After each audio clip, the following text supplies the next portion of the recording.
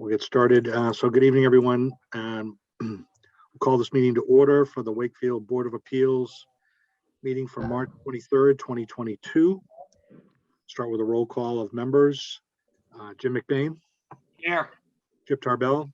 Here. Amy Wall. Here. Joe Pride. Here. Tom Lucy. Here.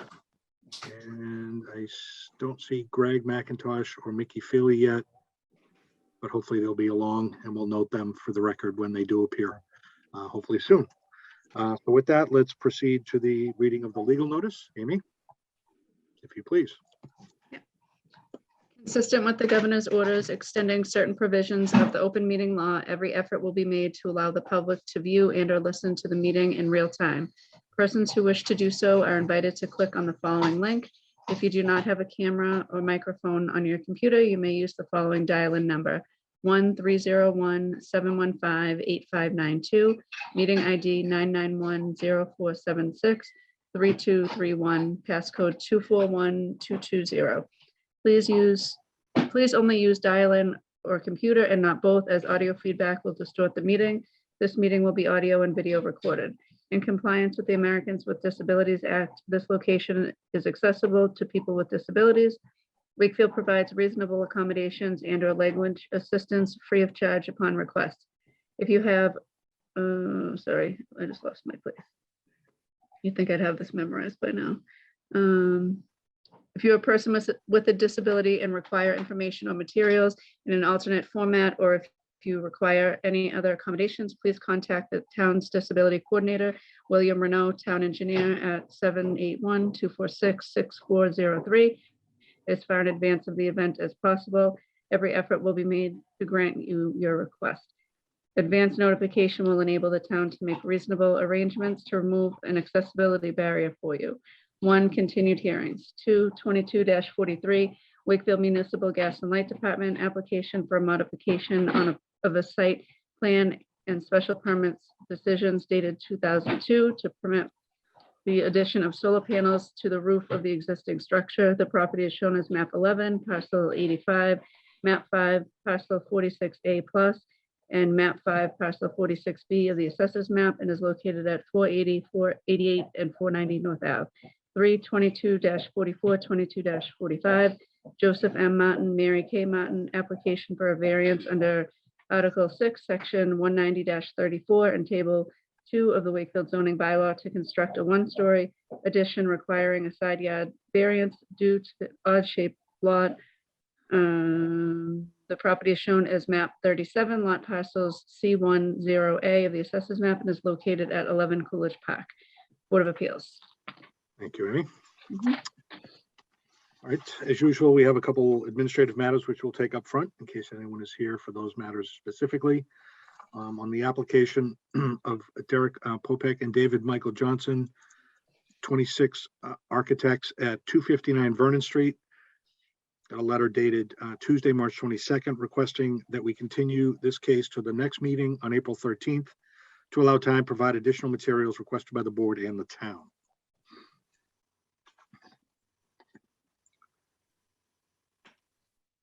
I move that we continue this to April 13th. Second. Thank you. Any discussion on the motion? Our regular voting members. Chip. Yes. Amy. Yes. Jim. Yes. Joe. Yes. And I vote yes, so that is unanimous. So if anyone's here for 259 Vernon Street, we will hear that at our next meeting on April 13th. Next, from Attorney Brian McGrail, dated March 23rd, 2022, regarding case number 2138 at 611 Salem Street, Wakefield, Elite Metal Framing and Construction, Inc. On behalf of my client, Elite Metal Framing and Construction, I respectfully request that the Board of Appeals allow the above reference pending application to be withdrawn without prejudice at this time. Can we just find out what happened with this? So Brian, can you, yeah, this is a follow-up from, we previously approved it. This had already been open, Right. So we just had to properly adjudicate it. Brian, would you mind just adding to that, just to clarify for all the board members? I agree with you, Mr. Chair. This was an appeal of the building inspector's order or enforcement, and we sought alternative relief to resolve the issue, which we received. So this enforcement of the building inspector becomes moot. Okay, thank you. So we're dropping our appeal because we've addressed his concerns. No problem. I move that we withdraw this without prejudice. Second, Thank you. Any discussion on the motion to withdraw? Okay, regular voting members, Chip, Yes, Amy, yes. Jim, Yes. Joe, Yes. and I vote yes. Okay, so that matter has been withdrawn. Okay. Back to our regular agenda now. Continued hearings, starting with 21-43 and 44 SGD Management Group LLC at 97 to 99 Water Street. Thank you, Mr. Chair, members of the board. Good evening. For record, Attorney Brian McGrail representing the applicant. With me tonight is Robert Pascioni, who is our architect, and also Severio Funicetti is the principal of the entity, and Severio is also here. We had this has been going on for quite a while before the board. As you recall, we had issues to work out with the Wakefield Municipal Gas and Light Department, which we did, as far as the wire setbacks go. So it went, this project in essence went over virtually a total redesign. Because of those changes, it went from a 5-unit project, residential 5-unit, to 4. So it's now 4 residential units, with of which one of those units will be an affordable unit in perpetuity, as required by a bylaw, and then also a small retail service establishment / office space on the first floor with a streetscape. So at the last meeting, I think the board was in the process, I think, of trying to close this matter out. We had some homework assignments to do on the site plan and the architectural plans. We also had made a commitment to one of the butters, the Magnarellis, that we would, my client would meet with them on a wall issue between the property. That has occurred, and Severio will be able to tell you about that. And actually, you'll see it on the site plan. I think what they came up with is a good resolution for both parties on that. And so that was accomplished. And then we had had to make some changes on the electric meters. We spoke with Wakefield Municipal Gas and Light on that. And you'll see that on the architectural plans where we're relocating those to get them off the side of the building. And we also had to make some changes on the architectural plans as it relates to putting the lighting on timers. And we made some notes on that.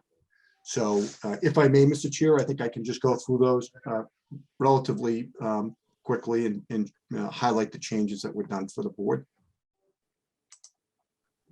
Is that okay? Oh, yes, fine. Sorry. Great, no problem.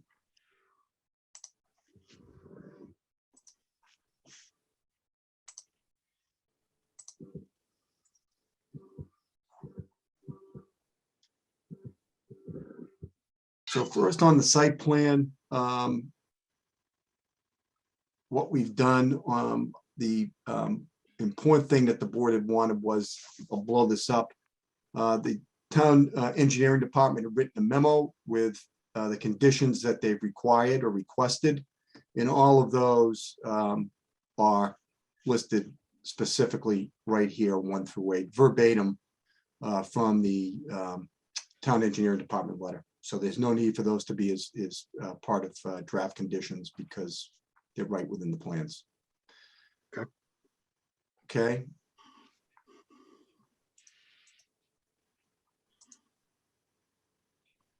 And the other change, I think the change that came from the meeting with the neighbors was, you can see here, I'm going to let Severio take this over a little bit, but just to highlight it to you for you before he does. This is a wall that runs along the property line of 10, I think it's 103, 105 watt of the neighbors. And it starts on our property, as you can see, and curves over to theirs. They park in this area, and the walls might be in a little bit of a state of disrepair. So what my clients agreed to do, as long as allowed to do so by the neighbor, which we think they will because of the meeting, the existing retaining wall on the abutting property to be relocated to the subject property, repaired as needed. So I think the intention is to take it and move it over on our property line. Savari, could you elaborate on that a little bit, since you were involved in the meetings directly and I was not? Yeah, for sure. So I actually connected with Dominic and Grace, and they were kind enough to give me a bit more history on the property with them, which was a great conversation, great experience. I got to learn a little bit more about that section of town. But what we came up with was that since that wall sits partly on their lot, and then kind of halfway down, you can see it swaps over to our lot. What I'm going to do is I'm just going to rebuild it and throw it on our lot. And that way it opens up the drive aisle just a little bit for them. But also that way we've got a brand new wall between the spaces, and they don't have to worry about it. It looks like it just basically hasn't been repaired. There's a lot of deferred maintenance out there. So we agreed to go ahead and just repair it and replace it as needed. And he's going to coordinate with us when we get a little bit closer to construction. We'll work with them, and we'll be on their lot to just get over there and move it over, and we'll take down the piece that's on his side for him. So if I could, I always hate as needed, because who defines that? And that only argues, opens up lanes of argument. What are we really doing? Are we taking this whole thing out and rebuilding it with what material? What's really happening? Yeah, I'm going to take the whole thing out. It's a very small section of wall at the very beginning. It's like not even a foot tall. Where it gets a little funky is towards the back, because at the back, it ties into some stairs that they have back there. So the rear section that's closer to our lot, I'm going to have to work with them a little bit and probably patch some of that just to keep it tied into the stairs. There's like a little bit of a gap. It's kind of a funky situation between the stairs and the wall itself. There's like this little bit of a hairline gap. And so we're just going to work with them to help them repair that. That's on their lot, of course. So, but the front. And what type of material is going to be used for this? We'll use concrete. A poured concrete wall? Yeah, I think that's probably our best bet, just because we're going to be retaining some material. Okay, so that needs to be stipulated. Is that what's there now? No, it's kind of, you can see it, Chip. I brought it up. Yeah, no, it's garbage what's there now. It's block and everything else. Yeah. So yeah. Brian, as you know, we never like to leave things just loose. Yeah. So I'm fine that, it's remove and replace with new concrete wall, however you want to describe it. But you're not really repairing it as needed. You're removing and replacing. Yeah, that's the intention. Yep. So that's what needs to be on the plan. Sure. Yeah. So remove and replace with new concrete wall. A new poured concrete wall.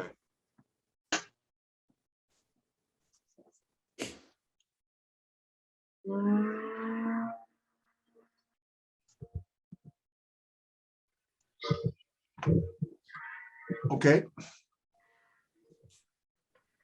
Okay. Other changes on the plan? That's it for the site plan. Okay.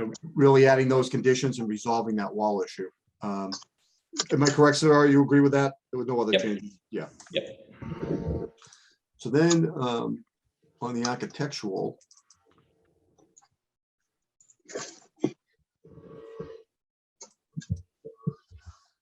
Rob, you're with me, right? Yep. So nothing changed on our renderings, which you've seen. No, just added a note for motion sensors on the lighting plan. Yeah. So Rob, you want to talk about the meters? Yeah. So what we did was we put the meters at the back area behind the elevator machine room. And I believe Brian confirmed that with the lighting department. So those will be pretty well out of sight. They're still on the exterior, but at the back of the building, so won't be visible from the street. Yeah, if you want to scroll down. Sure.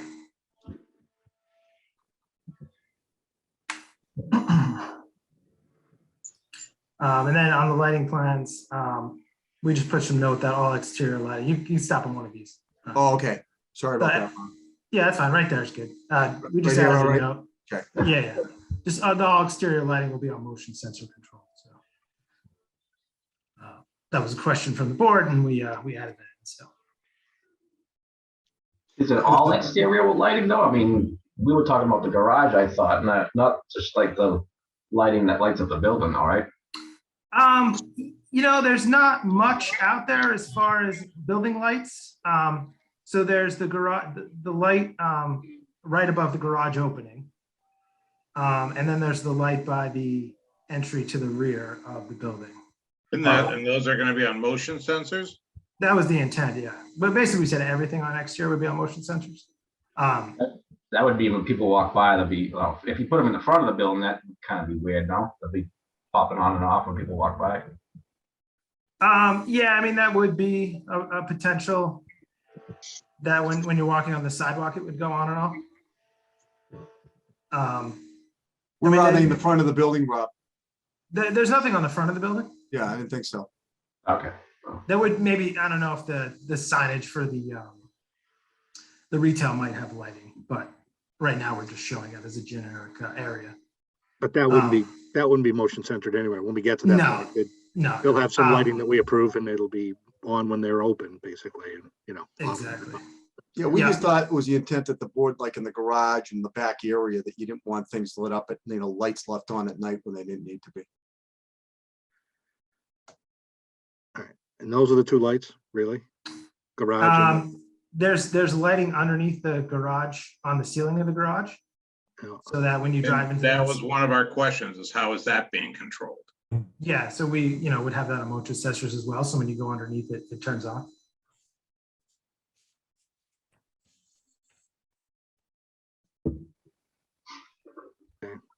so Yeah, after we we have- first the Considering garage, that exterior lighting? Yeah, I would consider that exterior. Well- I mean, it's open underneath that garage, so I would consider that exterior.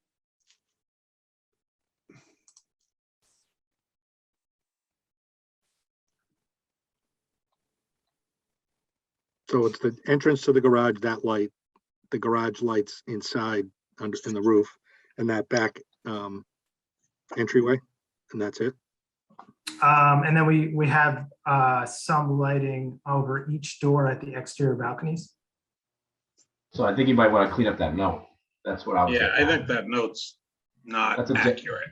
Yeah, that's a general note. You might want to separate it from exterior lighting to under the garage lighting. And then the front balcony lightings probably would be on a timer, I would imagine, or dusk till dawn or something like that.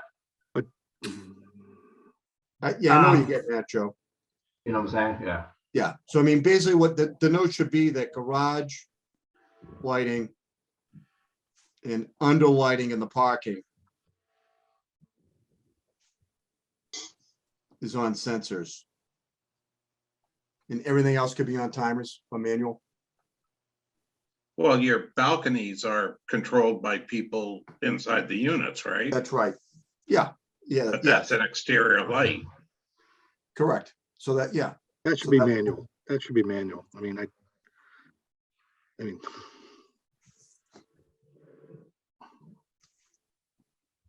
can't we So I let the think- unit owners control those? Do we want to say that those are on, they're not sensors. When they move, they go on? they're right here. Yeah, I mean, it doesn't make sense that those would be sensors. So, I can't imagine they're gonna leave them on all the time, right? so I would respectfully request that the only thing that's gonna be motion sensors is gonna be the inside the garage lighting and the under lighting on the parking outside.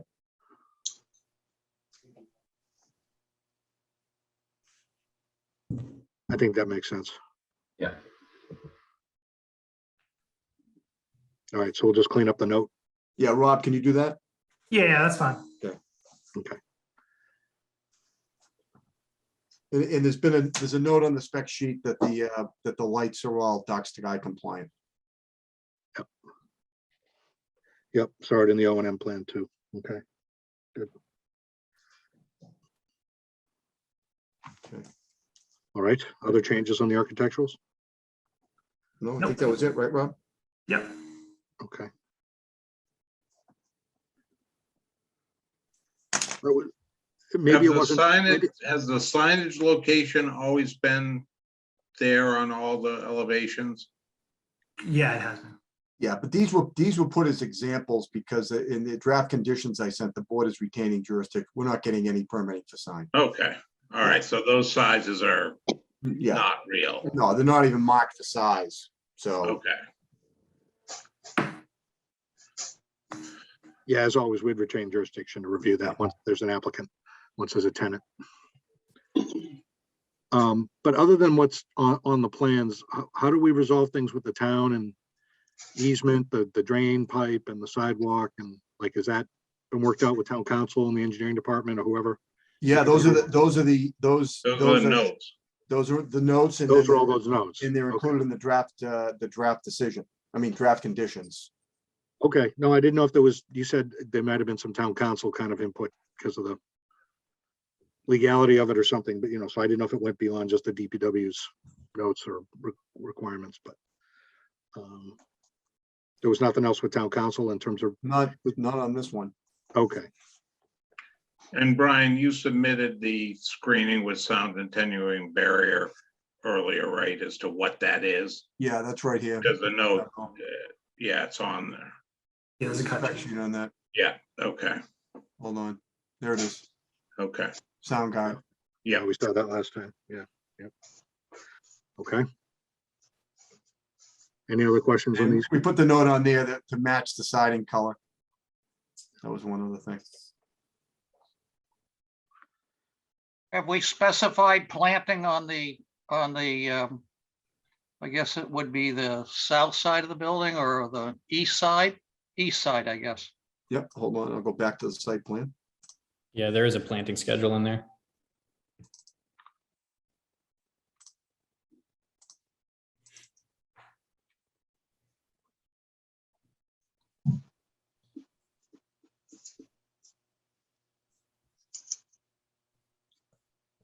There's the landscape plan.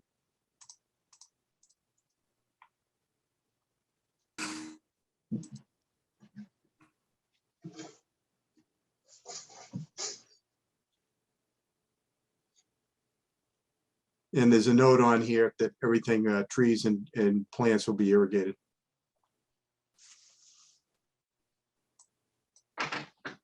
Where is that note, Brian? I think it's on the next sheet, with the details. Let me see if I can find that, Chip. I know I saw it.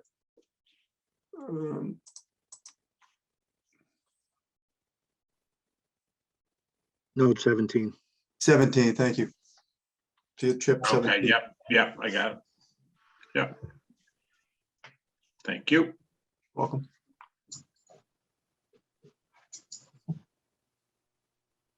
Okay, anything else, board members, with these None on that. updates? Okay, And then we submitted a, I guess at this point, I'll call it a typical O&M plan, which includes the drainage requirements by DPW. Do you have a need for me to bring that up? That was submitted. Do you want me to bring that up or not, Mr. Chair? board members, any questions on the O&M plan that you want the team to go through? No, I'd just like to hear how they're actually going to satisfy the snow plan. Well, it basically, they can't take up any parking or they've got to remove from the site. Right, so I know that's what it says. I wonder, are they gonna hire a contractor? I mean. Yeah. What's Scenario? the plan? Yep. Yeah, we'll have to hire a third party to remove offsite. We do it Okay, at other You're gonna properties. lose spaces quickly. Yeah, You don't yeah, have any room to put anything, so. yeah. It's the unfortunate downside of this tight lot, but yeah, we're used to Yeah. doing it at other projects. So the vendor we work with does it often. Yep. Okay, Hey, Brian, can you put it up for a sec? You want the O&M, Joe? Yeah. Yep. I had a question on letter F, actually.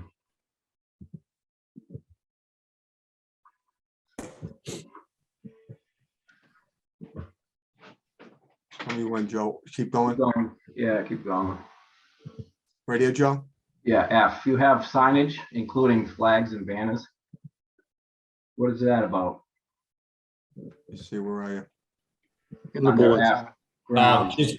Just boilerplate, nothing, not that we intend to have flags or banners. It's just boilerplate language that we include. Doesn't say they're allowed. Yeah. All right, I'll just. All right, You want us to take, Joe, you want us to take it off? I mean, yeah, I mean, I'd probably take it out if it's. yeah, Savar, we can just take that out, right? Yeah, no problem. We just make it signage. Yep, you got it. Makes sense. I mean, you're not gonna have flags and banners, they're not allowed, so just take it out, so there's no confusion. Yeah, Is that okay, Joe? Yeah, appreciate it. Thanks. yeah. Thank you for calling that out. Sometimes you go blind writing these things, you know? I figured I'd give Jim a shot at it first, but Yeah. You missed it. We're testing. We're here. turning over the reins. thanks. And the only other thing I had was draft conditions, which, can you see those? Yeah. Okay. Would you like me to go through these, Mr. Chair? Yes, please. Okay. So one is the board retaining jurisdiction for minor amendments, and that's typical condition standard. Yep. Number two is we have to provide the zoning enforcement order and the various officer in various departments with our contact persons. Three is that the project has to be built according to the final plans that we just went over. Mhm. That was three, I'm sorry. Four is the typical prior filing for the building permit that usually it's Mr. McBain will review the plans to make sure that they are in compliance with the final plans. Five is a requirement for mock-up panel. Mhm. 6 is to comply with the O&M plan. And basically 7 is that in the event there's any conflicts between the decision and the final plans, the plans control. And then there's also, this provides, as you would asked earlier, Mr. Chair, the applicant should provide the infrastructure improvements as shown on the final site plan if allowed to do so by the appropriate town of Wakefield officials and boards, and shall be responsible for the cost of the same. So that one, is that, well, first of all, I think that probably is a separate condition. I don't know that it falls in line with You want to separate that? conflicts between the plans and the decision, right? Okay. Yeah, I'm just trying to think, because we've reworded some of these conditions, like with the town engineer about if allowed to do so by the town, like, did we run this one by Bill? Yeah, I mean, the bottom line is like, you're asking us to do sidewalk work. Right. And if all of a sudden the engineering department says, no, we don't want you to do that work, then, we can't have a condition we can't comply with. Yeah. So, so all we're saying is we're happy to do it, we're happy to pay for it, but when we go to do it, if the town engineer or whoever else we need approval for it does not want us to do it, then we don't have to do it. Right. Okay. I'll probably just double check, at the right time. Otherwise, check. we're in a box. We have a special permit with a condition that we can't comply with because we're not getting cooperation to do so. No, understood. Well, So, I'll just, I can talk to Bill and just confirm that we get them. This is. yeah, I mean, you can, I'm wording that fine. he's comfortable with too. That's all. Yeah, so, I'm fine, Mr. Chair, if you want to wordsmith this with him prior to the final decision, just to have him look at that would be fine. Sure. All right. I'm But yeah, all- just as long as it's a separate one, I think it's a separate condition unto itself. Okay. And I agree with that. Yeah. Yep. And, Bill might want to put some timing on that too, when that's going to be done. So I'll just make a Yep. note on that. Okay. Okay, and then 9 is similar. So the applicant so this is going to be, this has to be changed to, instead of, it's really going to be reconstruct the existing retaining wall.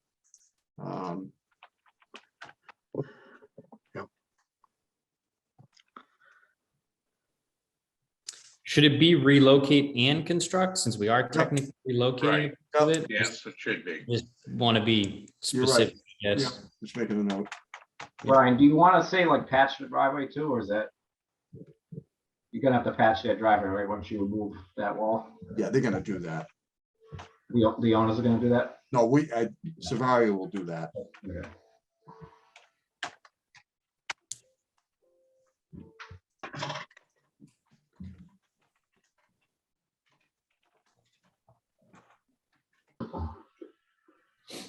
I'll just make it,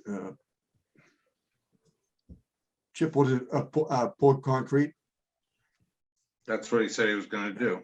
Yeah, okay, I'll just wordsmith that, but I'll make a note of it.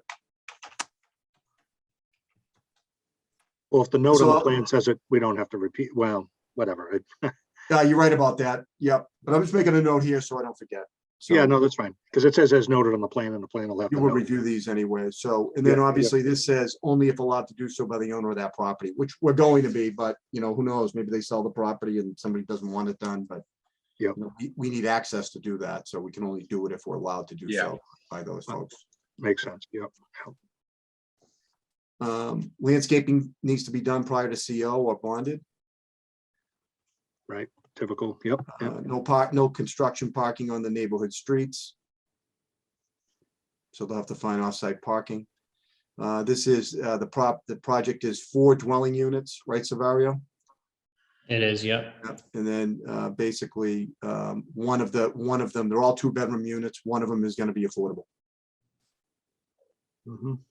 Okay, and unfortunately, even with a small project like this, it's still going to need a regulatory agreement, DHCD approval and all that stuff. And then normally we have the affordable housing sequencing, like 25% on this one, because it's just 4 units with one. I just simplified it. No market rate unit shall be occupied unless the affordable unit has been completed and an occupancy permit issued for that.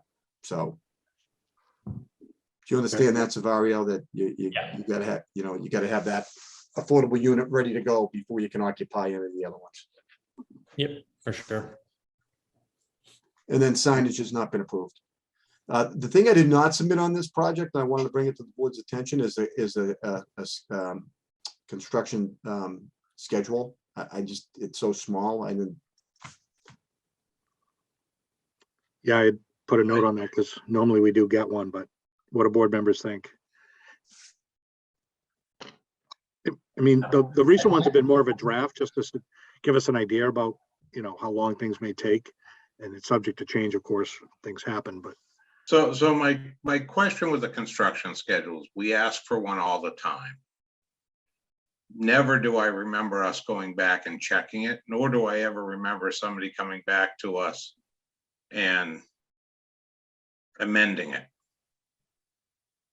The only time we ever look at it is when they come and they say we can't plant the plants because it's in the winter. And the only time we get concerned about it is when we look at the schedule and they've got, doing landscaping in January and we ask about it. So I'm kind of wondering if that just hasn't become I don't know, are we asking to do something that we don't use? I throw that out there. I don't know that we necessarily care about all the aspects of construction. Maybe we just care about the start and the finish, at least within a range at best. And of course, making a point that they've got to coordinate with the DPW and with police or fire or whatever to set up, particularly as we talk about school people, kids basically from the neighborhood, providing protection. Yeah, I mean, so I guess, Jim, what I'm saying on this one, it's probably not needed. No, and we don't ask it for houses either, Right, so, and quite frankly, we don't approve it based on the construction schedule. No, Because they have time limits on to activate the variance and the special permit. So it really is just a talking point, and then it goes by the wayside. So rather than an exercise unless we really think we need it for a particular, like schools, or to really hone in on sidewalk and sidewalk protection, I don't know that we need it. I would agree with you. And I doubt whether we asked it for the neighbor next door when they did their work. No, because that was a house. Yeah, that's true. Okay. So Yeah. I think good for bringing it up, Brian, and it's a good talking point, but I'd like to hear, if others think it's necessary, fine. But the fact that we've never come back to one, I just, let's not have people do exercises just to do exercise. Yeah, I would agree with Jim. I think the only time it's perhaps helpful to us is to understand, is this a 12-month project, 18, 24, give us an idea of the duration, and maybe the abutters and interested parties in the public, right? They have an idea, but I agree, like specific phases and the sequencing of things, it's, not really something we're necessarily approving, right? Or part of our decision. But I'm fine, given the scale and scope of this one. I would agree. Not needed. Okay. What else, Brian? I had a couple other notes just for consideration. So again, sometimes we've had, I think in other decisions, we've had conditions around adhering to the stormwater management plan or drainage report in this case, which we just got. Right, because it has some stipulations on, I think, management of the system and that kind of thing. And the management of the system is part of the O&M plan. And that's in there. Right, but we have had conditions around stormwater management plans and. Yeah, Yeah.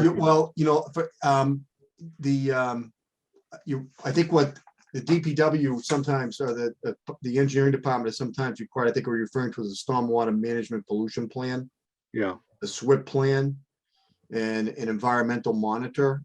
And they didn't, let me just go back to it, because I'm pretty sure in their letter, they didn't ask for it. for this project. Okay. Yeah, but let me just make sure. Yeah.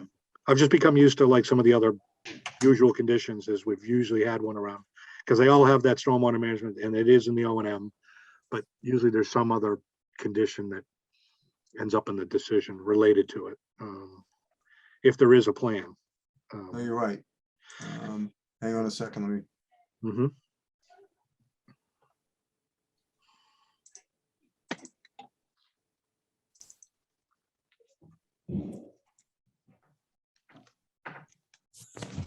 So this is a memo, the sign off from the board. And what I did is I highlighted everything that went on the plan because they recommended them as conditions.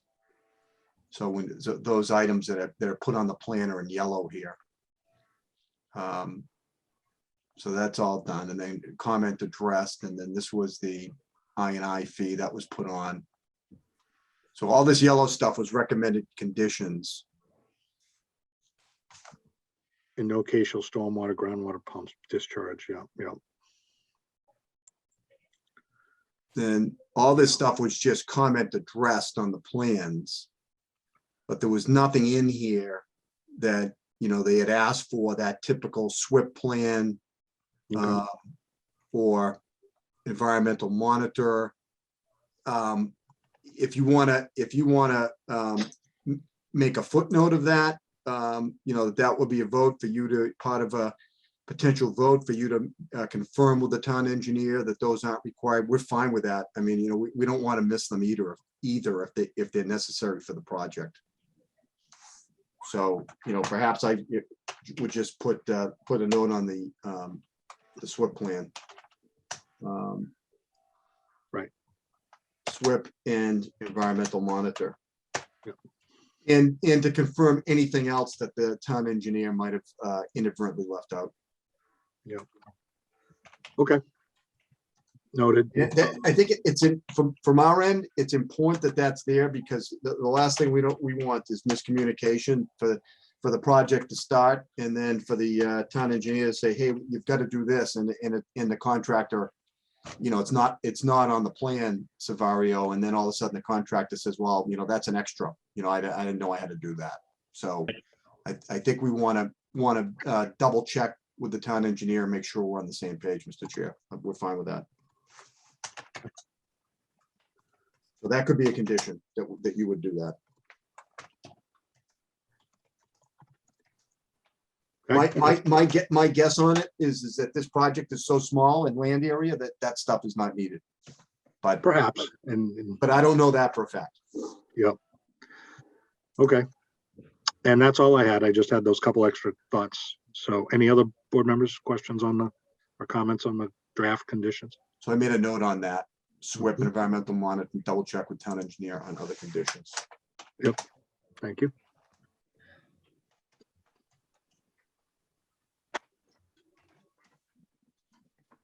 Okay, all set.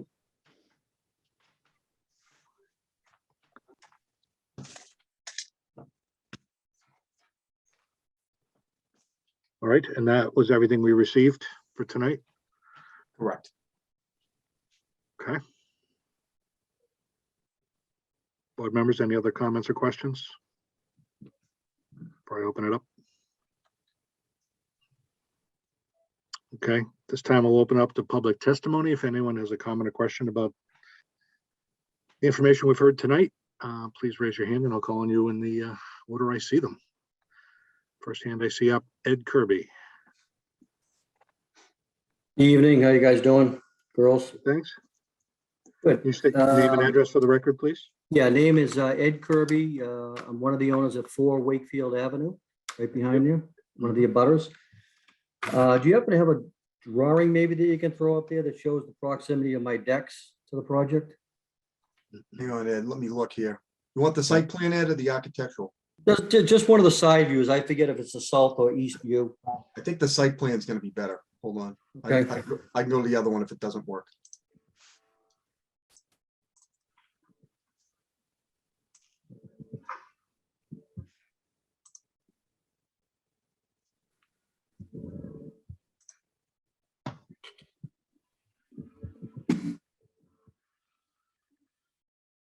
Does that work, Ed?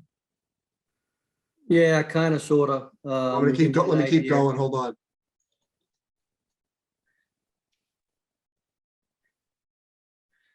That's kind of. I think that's your best shot. I mean, that shows your deck. Right. Well, I think you can all get an understanding of how close the deck is. We've been through this past zoning board meetings, and obviously I have some serious concerns about the proximity of the project. It's an exciting project. It's going to add value to the neighborhood, but my concerns are pretty deep here with the project. Couple of things, obviously the proximity where the decks are, where the construction is going to be going on. What I didn't see in any of the conditions, or maybe I missed it at a previous zoning board meeting, was what are we doing as far as safety and mitigation? I mean, these decks are going to be, my decks are, within, I don't know what the footage is there, but say to that elevator shaft there, 6-8 feet, something like that. Now, you're gonna have a lot of heavy equipment, in and out of there, although some of the heavy equipment may be just short-lived, but what are we doing as far as dust control, safety for the people that are gonna be sitting on their decks, 6 feet away from a backhoe digging? These are my concerns. I mean, it sounds to me like the project is, I don't know if it's green lighted yet, but I'd just like to, voice my concerns as far as, the overall construction. You said the construction schedule really isn't important, but that's going to be the first thing that my tenants, as well as the new owners, are going to be asking me. How long are we going to be hearing these, the backup horns, the beepers, the heavy equipment going off? I mean, you're going to have lulls. I mean, did we talk about the conditions as far as where the porta potties are going to be going? So when they're out there on a summer day out there, enjoying a cold drink on their balcony, I mean, they're going to be looking down at the porta potties, within 6 feet. What do we got going on there?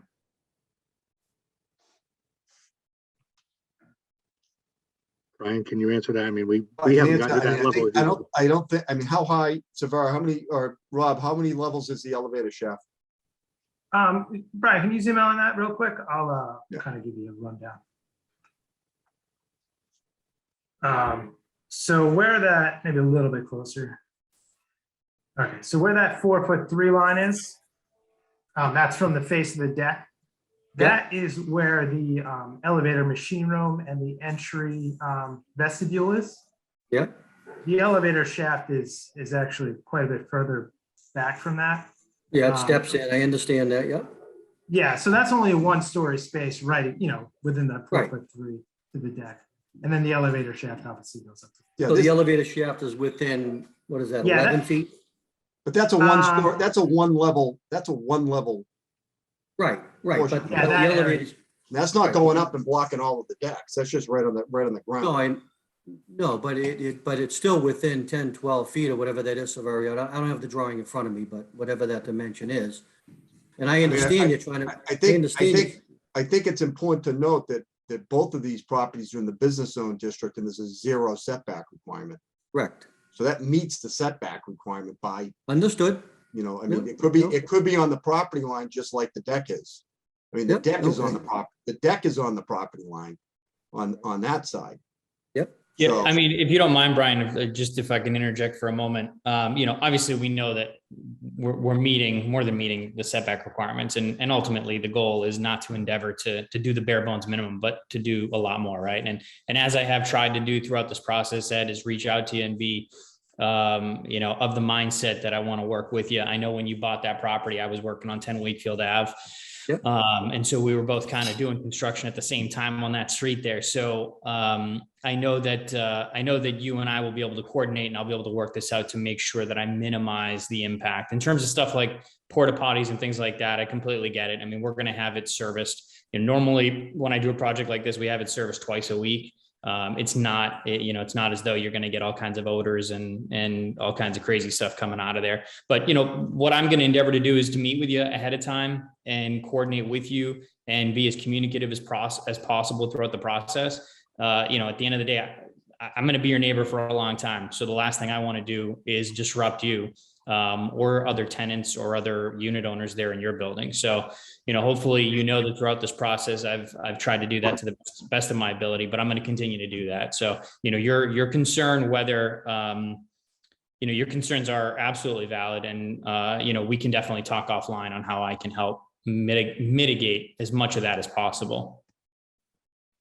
Right, right. I mean, it's, you know, you know, it is, I mean, because I am going to be asked that right off Jump Street here, as soon as the, you know, the noise starts, as far as safety concerns and dust control. And I mean, those are brand new decks, brand new windows, brand new siding, as you know. So, I mean, I just don't know what the plan is to, you know, hose it down, or what are we doing there? I mean, I got condensers on that side of the building. You know, just trying to see what the plan of attack is going to be there as far as, you know, really the safety aspect of it. Yep, and absolutely, we'll have a dust control plan included when we submit to the building department, so you'll be able to see all of that. And like I said, before I go and submit anything, I'm happy to sit with you and go over all the details, and we can work through it. Yep. You got it. Okay. And then, Happy to do so, yeah, do we have I'm not holding it to a construction schedule, but do we have a timeline when people start asking me? I mean, is it 6 months? Is it 16 months? Is it, you know, where are we at? What do you think?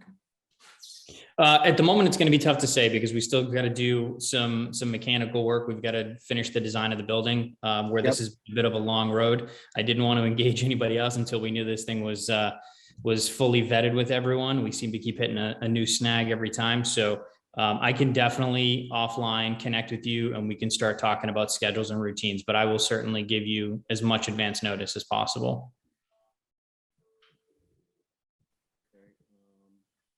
Let's see here.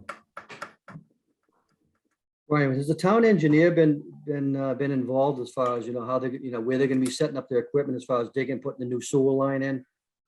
I'm just curious. I keep coming back to the heavy equipment. I mean, you're going to have some crane picks as well, Severio, and where are you going to set the crane up to put the rooftop equipment on? I mean, you can't set up on Water Street because you got the electrical lines. You can't pick over that. You know, you're going to have lulls picking equipment up. You're going to have a sheetrock truck booming equipment in, you know, to the upper stories there. I'm just wondering where, you know, where you're setting that up as far as, you know, blocking the street off and impact, you know, having a serious impact to the property right next door. Yeah, I mean, this is a tight lot. We've known that from the beginning. So we know there's definitely some additional coordination efforts that have to be, you know, planned and thought of thoroughly. And again, we're gonna sort that out, but we don't necessarily have to have a crane or a lull in every circumstance. You know, a lot of buildings get framed without them. So we're going to do what we have to do to minimize the impact to the neighborhood. And we're going to coordinate things like police details and everything else that we have to do with the municipality to make that happen. I mean, I know we're not the first small lot to build like this, and we certainly won't be the last. So we've done this many times, and we'll continue to do it. I'm doing a project just like this in downtown Reading right now, and the lot's even smaller and even tighter. We're working with the municipality, and, you know, we're coordinating as we need to do, and everything's moving along nice and smoothly, you know. Yeah, Ed, and to answer your question further, one of the conditions is prior to commencing construction, we have to obtain right away and utility permits with the engineering division. So they oversee how that is, all that sidewalk work is gonna happen, all the drainage work. They dictate that and coordinate that and tell us when we can do it, when we can't do it. Right. And also the building inspector is, you know, he's gonna, all the questions you're asking, he's gonna want those answered too. And it all has to be coordinated with him in the police department and the fire department. They usually have a pre-construction meeting on how it will be dealt with. Yep. I'm just curious, just for my own thought process here. During the construction next door at 4 Wakefield, they had to maintain a fire alarm system, which I thought was a little bit odd, but I understand that, you know, it's the rules and regulations, but the fire department required me to have a fire alarm system operable at all times and monitored. I'm just wondering with this new construction here, is that a condition that the fire department's making you folks do? As far as you get, you know, once you get it framed in, do they want like the fire? It's certainly not uncommon, and it's for your safety as an abutter. And in our case, it was, you know, to the safety of other buildings around you when you were doing it. We won't know that, of course, until the fire department stipulates that during the construction management process. And like Brian said, we'll have a pre-con meeting and we'll go through that process. So certainly that could be something that they stipulate. And if that's what they stipulate, then that's absolutely what we'll be doing. Yeah, again, just with the close proximity, obviously it's a going concern. Yep, absolutely. Yeah. Okay. I've got the fire chief's letter here. I don't see any note that like during construction. But it can be a follow-up with that. Okay.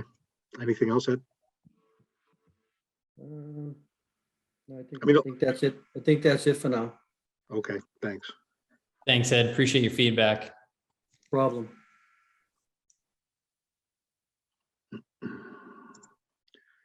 Bronwyn Delavope, I see you're next.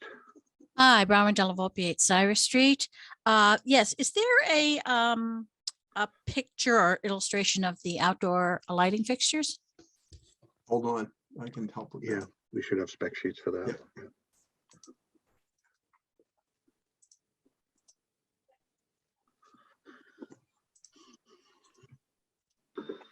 They're coming up, hold on.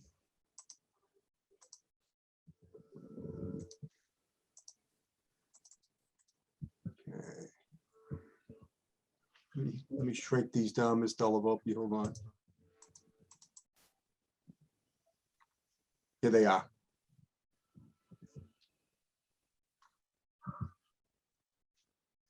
It should have a note on their dark sky, right?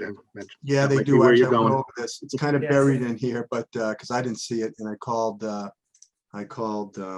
Rob today to make sure. Hang on a second. Is that what you're looking for, Ms. Delavope? Is that why you want to see this? I was interested, yes, in Okay. the actual fixtures. Yeah, yeah. Okay. So, see right here on this one, dark sky. Yes, that's not actually what I was looking for. I was looking Okay. for just a Alright. illustration of the actual fixtures. Are they Okay. Maxim and Hinckley? Rob? Yes, there's two different brands. Yeah. Yes. Okay. All right. Yeah, that's what I was going for. Okay, thank you.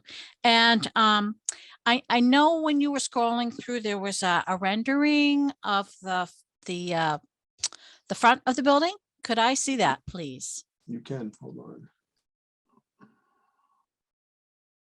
There's this angle, and then there's two fronts, and then that one. Which one would you like? So you've got that one, and you've got Yeah. that one. Yeah, no, the original one was fine. Go back one. That one. Yeah, thank you. Yes, thank you. You're welcome. Thanks. Do we have any indication? Well, that's a lot of windows in the front.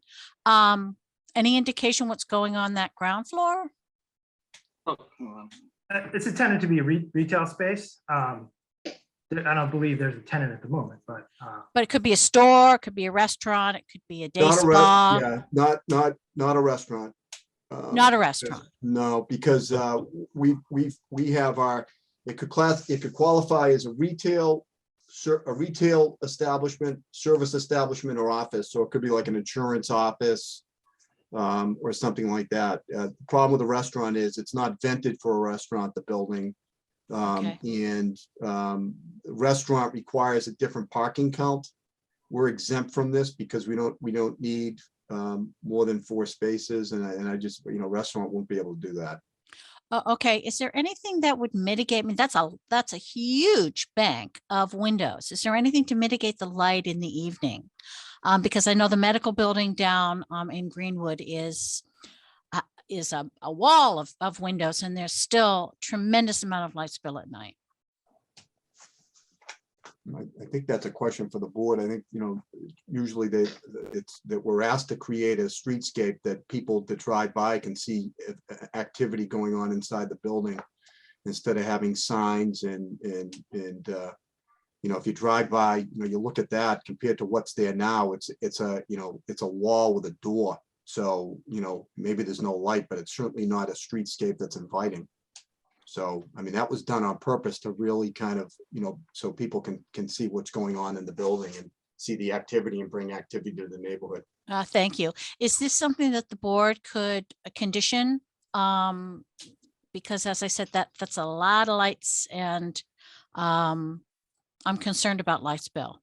So maybe I that's, would not be in favor of conditioning what a retail or somebody renting that space could or couldn't do. If it's occupied, it's occupied. I mean, if it's retail, they're gonna be. We start controlling, when people have to pull down their shades or when people have to turn on. We're going down a real slippery road. We condition everything on the outside. We make everything dark sky compliant. I don't think we should start conditioning what people can and can't do when they're rented, paid for space. That's my opinion. Let me just add, thank you, Chip. It really depends on who this tenant is, because if it ends up being a service establishment, obviously the lights will be on when they're there and they'll be off when they're closed. If it's retail, similarly, they'll be allowed to be on, and we would have an opportunity to, because we're going to get another crack at the signage that they want to put on that building. We'd say, what's your plan for hours of operation? And we can say the expectation is they'd be off within so many minutes of closing, 30 minutes of closing, and that you're not leaving them on all night. So I think it'll depend on the type of business, and we'll get another opportunity to look at that because they'll obviously want some sort of signage, and we'll have a conversation with them and the developer here at that time. So. Oh, that's very encouraging. Thank you very much. And just one more question regarding the conditions. How long are they effective? Perpetuity. Okay. And the enforcement agent is? The building inspector. Okay. Thank you very much. Yeah. Thank you very much. Yep. He wears a second hat. He's also the zoning enforcement officer. So right. Once the decision's filed, the enforcement goes to his office. I appreciate that. Thank you very much. You're welcome. Okay. I don't see any other hands up, so we'll close it to public testimony for the evening. Back to the board. Dave? Yes, Jeff. Carla with a hand up. Oh. Yeah. Hi, all. I may be jumping the gun, but when you said you're closed for the evening, are you still going to talk about the Water Street property? Or not Water Street, I mean, Coolidge Park? Oh, yeah. We're just talking about the Water Street project. Oh, okay. So the Coolidge Park notice we got, you're not discussing that tonight? We will, but we take each application on its own and entertain public testimony for each application in turn. So we'll get to Coolidge Park and there will be an opportunity. Oh, okay, perfect. That was, sorry, I didn't mean to interrupt, but I wasn't sure. No worries. No worries. Thank you. We'll talk to you in a bit then. Thanks. Yep. Back to the board. Got another hand up, Dave. Dominic Magnorelli. Okay. Hello, yeah, Don Magnorelli from next door, 103, 105 Water Street, and we had participated in the last meeting that you had. And one of my concerns was having to do with the elevation of Severio's property and ours being a good foot and a half lower. Just wanted to let the board know that I have talked with Severio, both my wife and myself, and we've come to, I think, a resolution where Severio is willing to work with us to be certain that there is no water flow from his property and the project under consideration onto ours. So I just wanted the board to be aware of that and wish Severio good luck with the project. Thanks, Dom. Thanks for jumping on. Tell Grace I said hi. I will. All right, thank you for that. Yep, I know.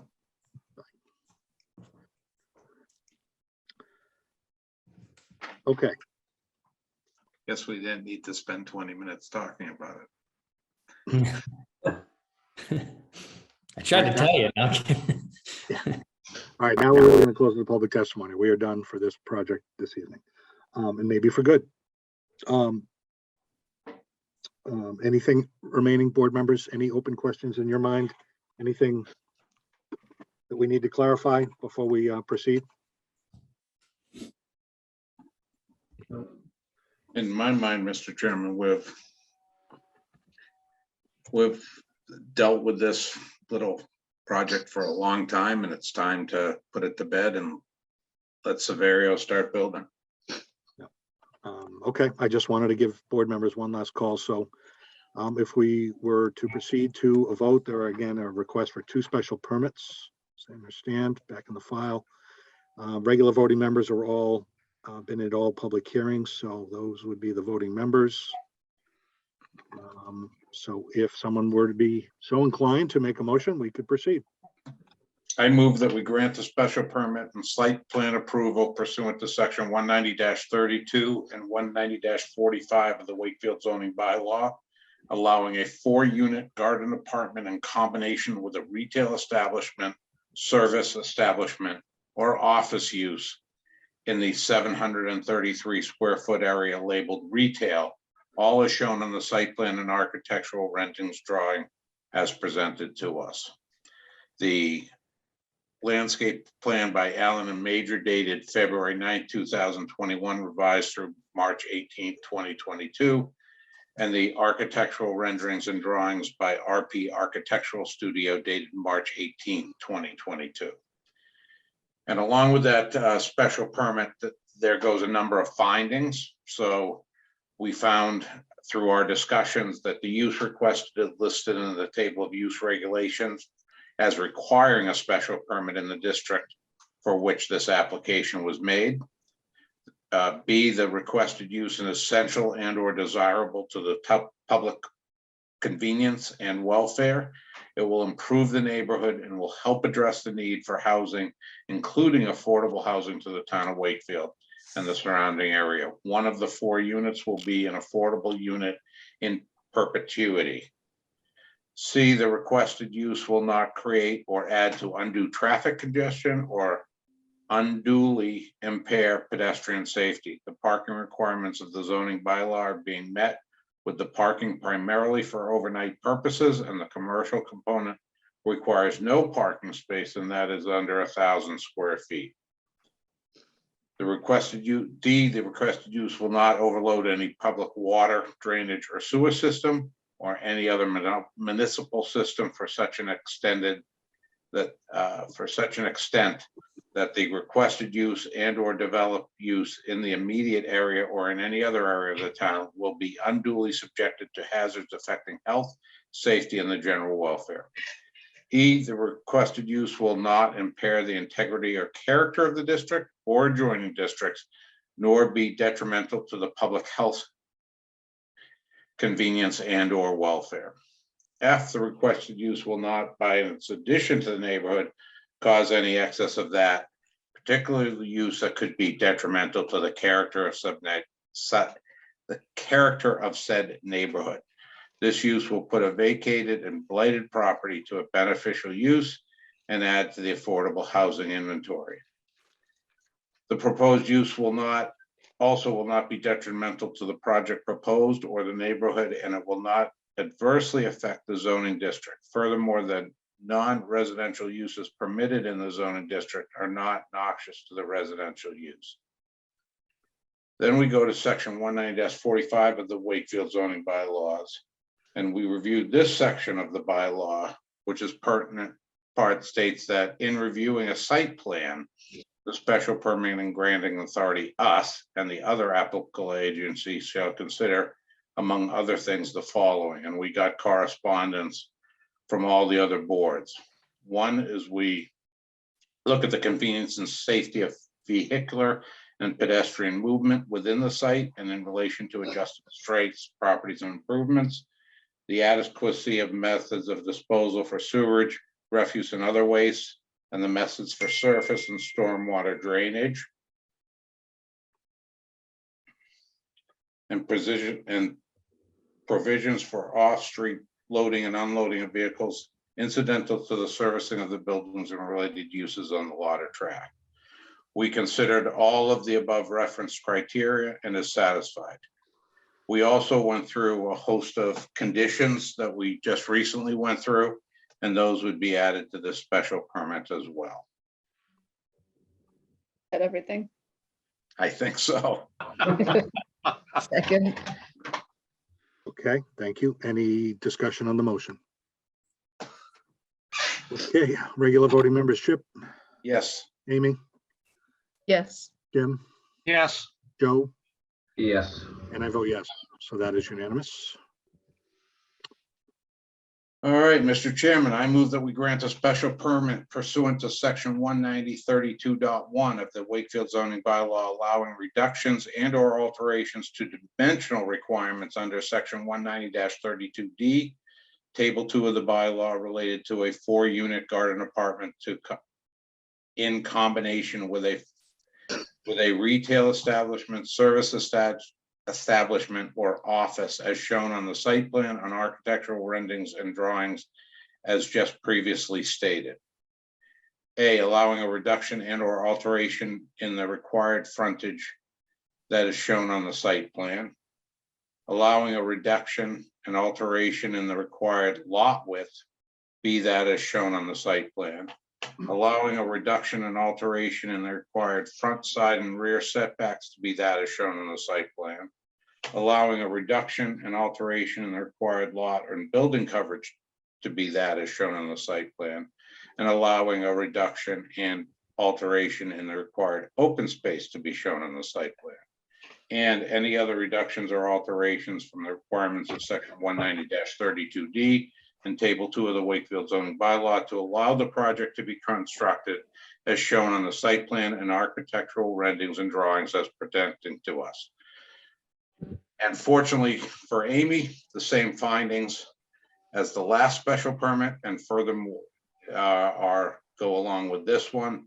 The conditions also go along with this special permit. And let's see, and the reductions and alterations will enhance the multifamily project as a whole and allow it to benefit the neighborhood in which it is situated. As we think, even we heard neighbors say that it will be a benefit to the neighborhood. Thus, that's all I have. A second. You, any discussion on that motion? All right, same voting members, Chip, Yes. Amy, Yes. Jim, yes, Joe, Yes. and I vote yes. So that too is unanimous. So the requested permits are hereby approved. Severio, what are you going to do with your Wednesday nights now? Oh, man. I just want to say thank you to everyone because I know this was a long one. I appreciate it. I appreciate all the hard work and the late nights that you guys do. Jim, particular thanks to you. I know you worked with us. The board was kind enough to lend you to us. And I thank you so much for all your help you did in the background to help us get here as well and lend all your creative ideas. So thank you all so much. I appreciate it. Hopefully you won't see me for a bit, but thank you again. Mario, you might want to thank Vin and Dave Paulson from the Light Department because they're on here tonight too. Oh, they are. Yeah. Thank you guys. I appreciate it. You drove me a little nuts, but I'll still say, no, I'm kidding. Thank you guys. I do appreciate it. I know that was a tough go as well, but we figured out a solution. I'm glad we could figure it out. Yeah, thank you. All right, Severio, thanks again. Thanks, for your everyone. Appreciate it. participation. Good luck to you. Thank you. Okay. Good luck. Thank you. Take care. Thank you. Okay. Deep breath. Next continued hearing, 2150, 51, and 52 CCF Quantapowhat Parkway Company LLC at 200 to 400 Quantapowhat Parkway. Welcome back, Brian. Thank you. I think I'm gonna be so quick on this, I almost forgot I had to stay. So this is representing the applicant. I don't have anyone here with me tonight. I'm solo, and I'm gonna be quick. We're still working. We have assignments from the board to work on conditions with the chair and Bill Renault, the town engineer. We had our second meeting. The chair and Mr. Renault now need input from town council, Tom Mullen, so he will be brought in to wordsmith some of the conditions that will be brought back to the board for your consideration. And also our architectural team is still working on the cross sections that have been required by Mr. McBain. And to his credit, our architectural team from Cube 3, who's pretty well versed, they said we've never had a request like this, even permitting in the city of Boston, so in Cambridge. So I guess kudos to Mr. McBain for the detail that he looks at, because it's a lot of work for them to do. They're glad to do it, they're happy to do it, but it just takes time. So we're just not ready to present that yet. So that's just a brief update, and I would request that you continue this to your next meeting, which I think is actually 3 weeks. Be the first meeting in April, and that will give us actually more time to work on all of these matters and hopefully be in a position to present them to you for your next meeting in 3 weeks. Ryan, where are they with one they're supposed to basically draw all the edges, all the sides of the building, which they'd done on about 3/4 of it, but not the rear. And at the same time, any further discussion on, I mean, we talked the last time about the architectural appearance on the 128 side. And, you know, I haven't seen anything new on that side based on comments I had made. Or do they figure that they've cracked the nut? No, they haven't presented it to you. Yeah, I know that. Yeah, they're working on that. You know, they took all your comments and they're working on those, and they're gonna present them. They just don't have them done yet. Okay.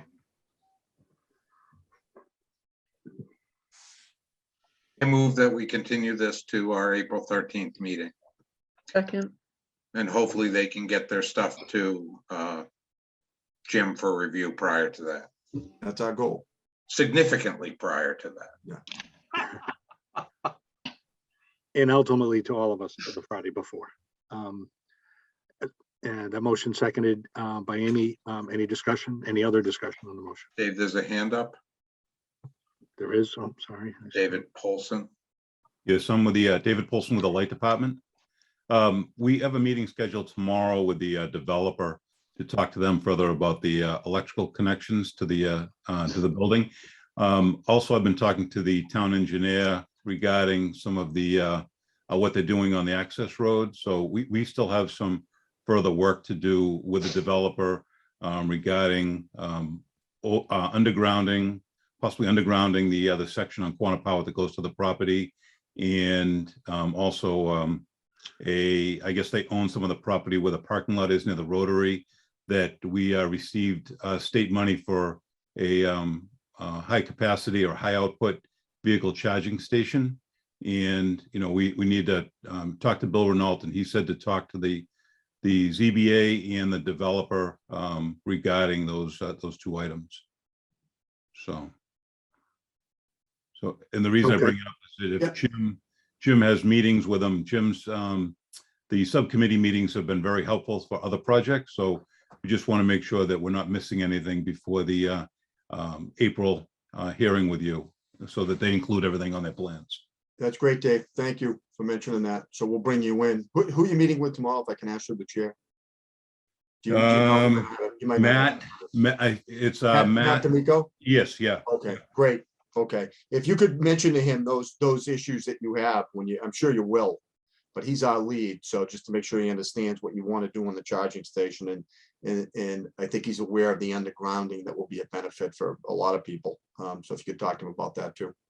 Yes, okay, great. Thank you for your time. Thank you. Dave, Thanks, Dave. Yeah. Dave, Jim McBain. The only charge I have right now in my meetings is to deal with the 128 side of the building, the architectural appearance. So I know nothing about or have not been involved with any underground work, or for that matter, any of the road work or drainage work. So it's strictly, I'm strictly sort of dealing with the architectural appearance. So if there is some reason to get involved, I'm sure the board would ask that I basically sit in and understand what's going on. So that's entirely up to you and the developer at this point. But Okay. obviously we'd want to hear back with whatever's going on and some sort of report back from you guys and the developer for that matter. Okay, thank you. Yeah. For you, Mr. Chair, thank you, Dave Paulson, for mentioning that. I appreciate it. Okay, so the motion to continue to April 13th still board under discussion here. Any other comments, questions? Okay, regular voting members, Chip? Chip? Yes, I Oh. muted myself to Yeah. everybody's benefit. Oh, Amy? yes. Jim? Yes. Joe? Yes. And I vote yes. Okay, so we'll see you back in 3 weeks, hopefully, with some good updates, and we'll go from there. Thank you very much. All right. Brian, did you have anything else on the agenda tonight? No, Let's see, the north, the new hearings are not. because you already did 611, the withdrawal. That was the end. Right, because the rest is other representation. Okay, no, just want to see if there was anything else before we let you go, or Thank you you, Mr. wanted to Chair. get out. All right, thank you. Good night. Have a good night. Yep. Bye, Brian. Okay, moving on to our next continued hearing, 22-39, 0 North Ave Wakefield LLC at 596 North Ave. Dave, I gotta go in timeout. That's right. Thanks for the reminder. I'm not going anywhere, so I'll be here. All right, thank you. Yeah. Okay, Mr. Pride has been put, he has previously noted, is recusing himself from this hearing. So for the duration of this public hearing, he'll be in the waiting room here in Zoom, and we will now proceed. So, Mr. Schomer, you're with us. Good evening, Mr. Chair and members of the board. Thank you for having us back. Welcome back. So I have just a few brief comments, if I may, unless the board members have anything you'd like to discuss before I start. Just by way of recap, and we're here tonight with Andrew Jones and Peter Sandors, Phoenix Architects, for a presentation of the architecture and the design of the project. As the board members will remember, the last hearing we had the project overview of all of the disciplines and looked at the project at sort of a 10,000 foot view. And tonight we'll go into the finer details. We won't take up too much of your time. You've got a long agenda, but we will go as far into the details as you would like us to. In terms of the previous hearing, the board members may recall on March 9th, we presented the first hearing of this 40B project, 38 units at 596 North Avenue. There were a few key takeaways that we took from the previous hearing with respect to the architecture and design of the project. And those I would summarize as questions regarding the possibility to revise the building style, to blend in a little bit better with nearby single-family residences across North Avenue. There was some questions about how this project compares visually in terms of massing with 598 and 600 North Avenue, and what possibilities there are to differentiate this building from the adjacent two projects, also designed by Phoenix Architects, as you know. There were some questions regarding the possibility to add more trees to provide better buffering for the building and better protection from light trespass from the project, as well as other ways to mitigate privacy impacts. There were some comments about the proposed balconies, and we'll go into those in a few minutes. In addition to these, there was some discussion, and perhaps we can table this until the end of the hearing tonight, or at least after Phoenix's presentation is over. There was some discussion as to whether the board intended to retain a technical consultant from the Massachusetts Housing Partnership. We would like to discuss that further if you do intend to take them up on that opportunity. My understanding is that the board did retain, I believe it was Ezra Glenn from MHP for the previous 40B project at Crescent Commons that Brian McGrail presented up until, I believe, the last meeting. I highly recommend that if the board is inclined to avail yourselves of that resource. They can be a great resource for the board in terms of advice, as well as logistical matters such as preparing the final decision and conditions and things of that nature. So we always like working with the MHP consultants. We did meet with them today, and are planning to submit an application to them this week. Okay. Jesse, so Excellent. Great. Yep. So we are planning. We just don't know who yet. Don't know if, Ezra's availability or anyone else. We did ask about someone that might have some experience with wetlands projects in the past, because that one obviously is part of this project that wasn't with the other one. So we're reviewing the consultant list, and we'll ask for a couple suggested consultants, but we'll see how that goes. But we'll let you know. Okay.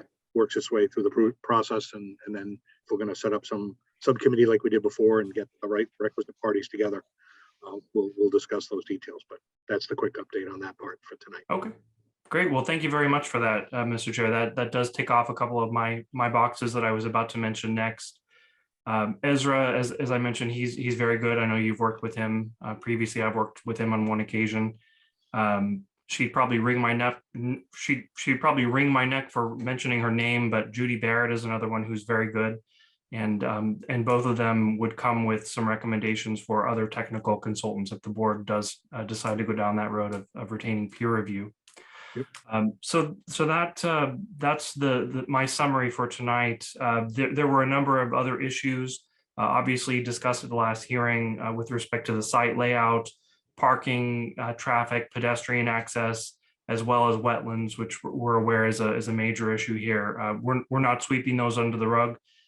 We'll leave those to be discussed at greater length when we go through the civil and stormwater and wetlands portion of the project.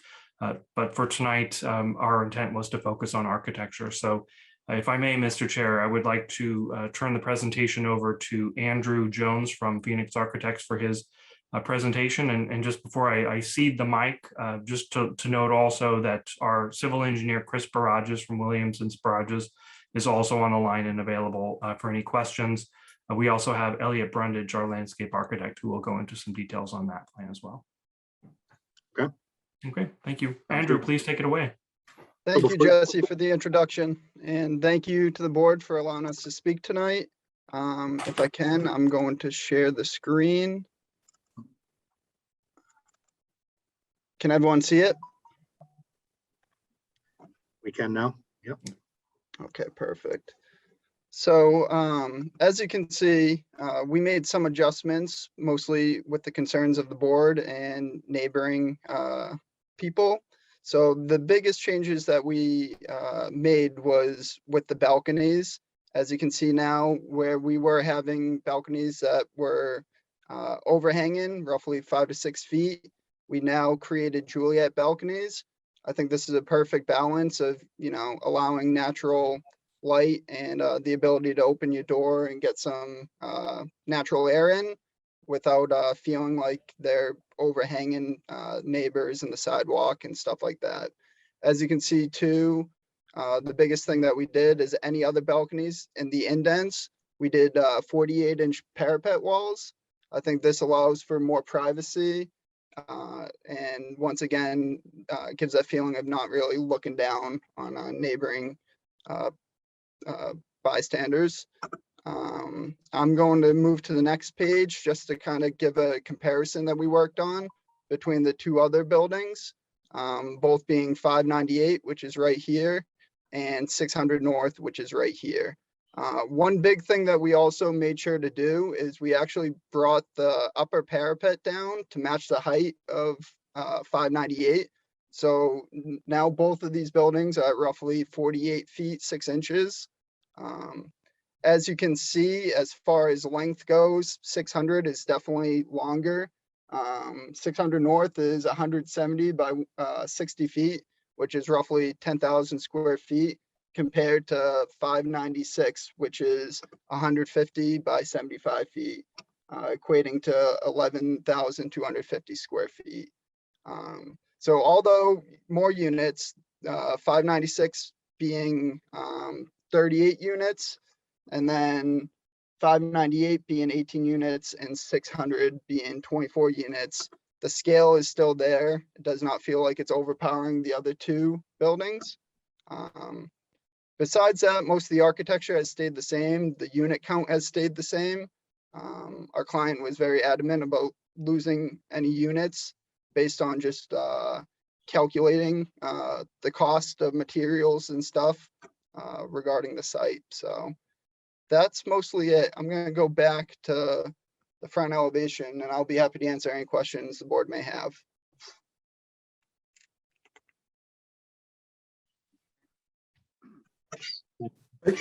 Dave, are you opening it up for questions? Oh, yeah, sorry. Yeah, please go ahead. I'll step in. A couple questions. As you look at this, one of the comments we heard from neighbors was about the balconies. And I think part of what they were referring to is not just the front of the building, but the side of the building that currently faces the Knights of Columbus. Do you have a rendering of that side that we could take a look at, and how did you handle the balconies on that side?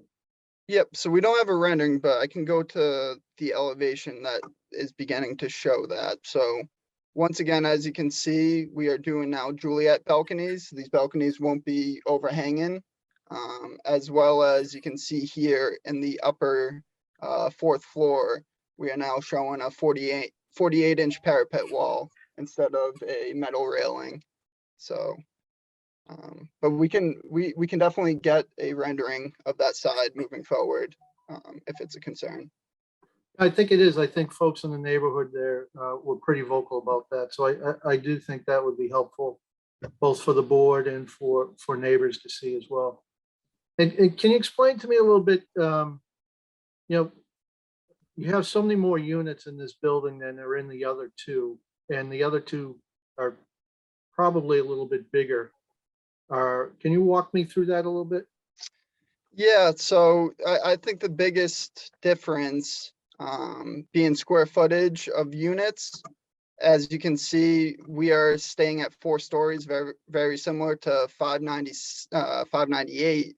But the difference is being that the width of 596 is a little bit longer, and also that the length of it's obviously slightly longer than 598, closer to the length of 600. So besides that, as you can see, the unit count, so there's a lot more 1-bedroom units compared to the other two. If you want, I can begin to start getting the amount of units compared to, or the amount of bedrooms per unit compared to the rest of the other two buildings. Okay. Yeah, I guess my concern with that is just the, I do have some concerns about massing, because I do think this should be stepping down, that the height of this should be less as it steps down towards the residential neighborhood. So if you're starting, there should be some transition here on this site as it gets closer to, the wood frame neighborhoods in the wood frame houses in the neighborhood. So I don't think this should be the same height as the buildings next door. I do think it should step down at least a floor here. And I also, given the number of units, I just get concerned, I guess, with the intensity of the use on the site too, where I think the amount of usable land here is smaller than the other two, yet you have many more units. You'll have many more separate units, which people aren't living together. I think it's a more intense use of the site. So I guess those are my concerns, Dave. So, Tom, I agree with you as to the height of this. It should be stepping down as it approaches the neighborhood. That's one direction. The other direction is the two other buildings basically are across from the office park, which the office park buildings are 2.5 stories, probably to the peak of the buildings. So they're closer to scale and they're not on a neighborhood. This one is actually facing the neighborhood, which are houses that are pretty much 1.5 stories, maybe 2 at best. And even the Knights building basically is only probably 2 stories at best. And the other thing is the materials being used, although I'd like to see them changed I like to see the fact that there's a change in the character of it. It's also very dark, which makes it more massive. It just reinforces the mass of the building. So to me, there's a lot of work basically to get this to sort of fit into the neighborhood and not look so massive, basically, or muscular, basically, in this area. So that's my first take on this. Thank you. Noted, Jim. Thank you. Yes.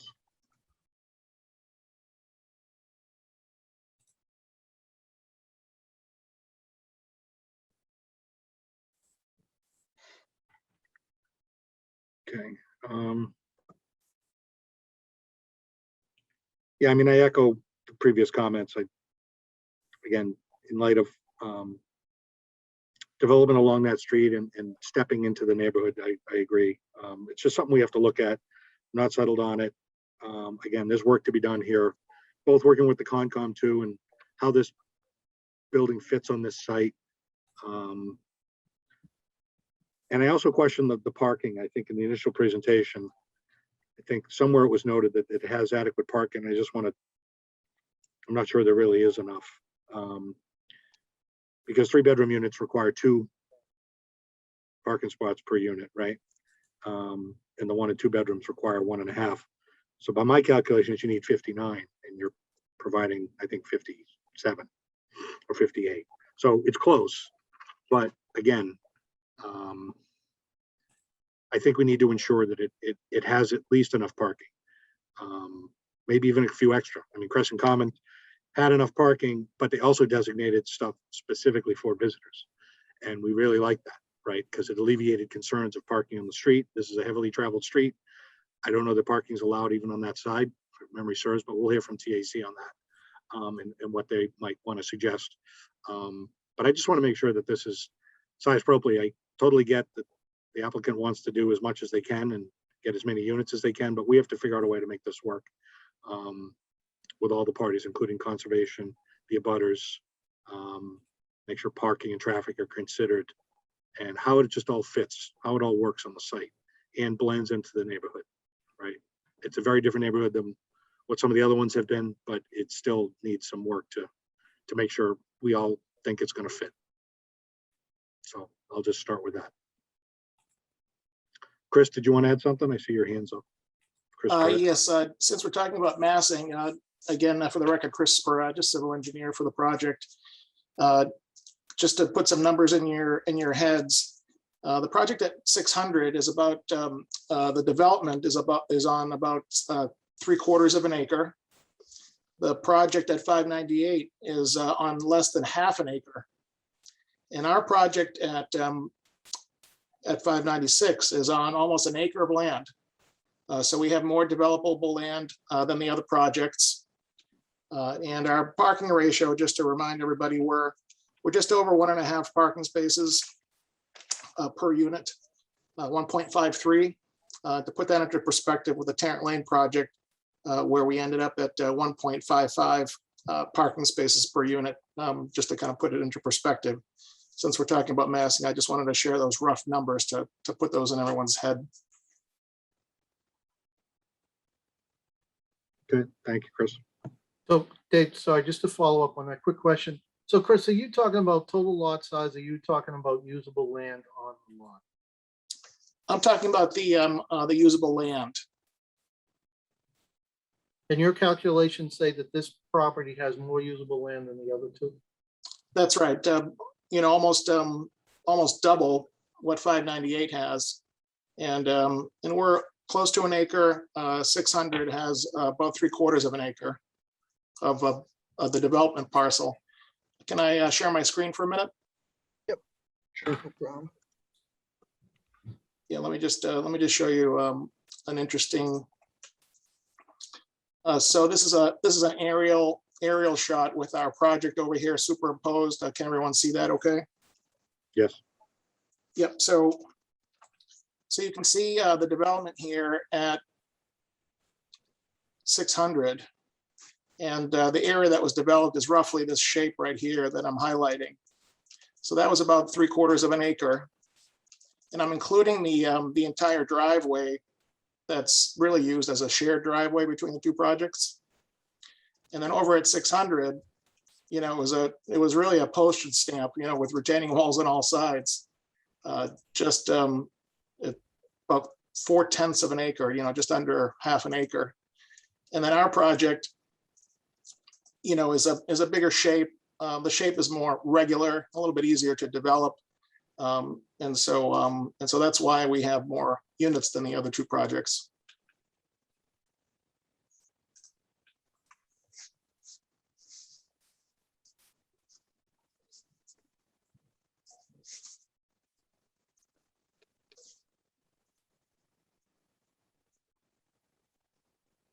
Okay, well, thanks for that. Again, just processing it.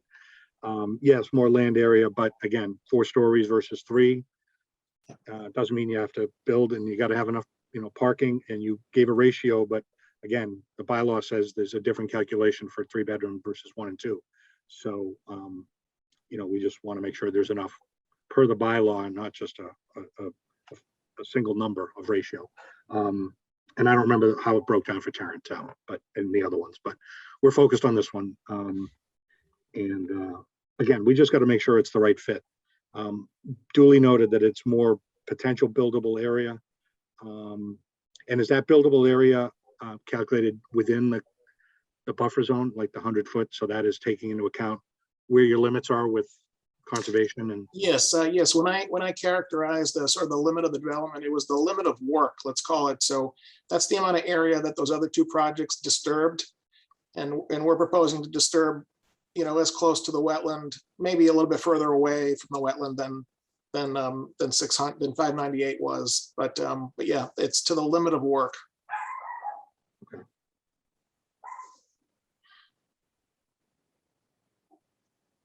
I could offer a suggestion, Mr. Chair. I believe it was Tom who raised the issue of intensity of use on the site. Those kind of questions, those are more germane, I would say, to the site civil type issues, because that and the traffic and parking as well. So we'll certainly be getting into intensity of use on the site and whether the site can handle the number of units that we're proposing on the site, and we believe that it can handle that unit count and parking. And we're currently exploring ways to provide additional parking on the site, as well as guest parking on the site specifically. So by the time we come back to you in 3 weeks' time, we'll have some more information for you on those questions as we get into the details of civil. In terms of your comments, Mr. Chair, regarding making the project fit in with the neighborhood and specifically the single-family residential neighborhood better, and not to put words into any of the members' mouths tonight, but I'm getting the sense that the change to the project to modify the balconies, to remove the balconies for the most part and change some of the other ones to more of a blocked view. I get the sense that that's probably a favorable change for the project, and we'll go ahead and incorporate that into the final design. And I'm getting the sense from the members that there probably is a need for additional information and additional representation of what the project will look like, specifically a rendering of that left side of the building. And perhaps it would also make sense to provide, if possible, by the next hearing, a site section, so you can get a sense of how this project compares in terms of both height and distance away from those residential abutters across North Avenue.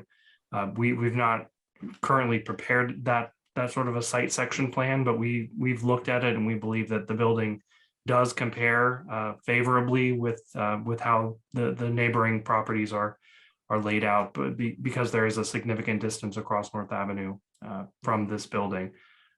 Perhaps if it would be helpful also, we can have Phoenix prepare a shadow study so you can get a sense of what the shadow impact of this project will be. Yeah, that's all great. I think what you didn't hear is that there are 3 members of the 5 voting members that said take off a floor. And I know you want to ignore that, because I would too if I was your attorney for your developer. But I think you really need to hear that. I think Tom said it first, Dave agreed with him, Jim said it was too big, I'm echoing them.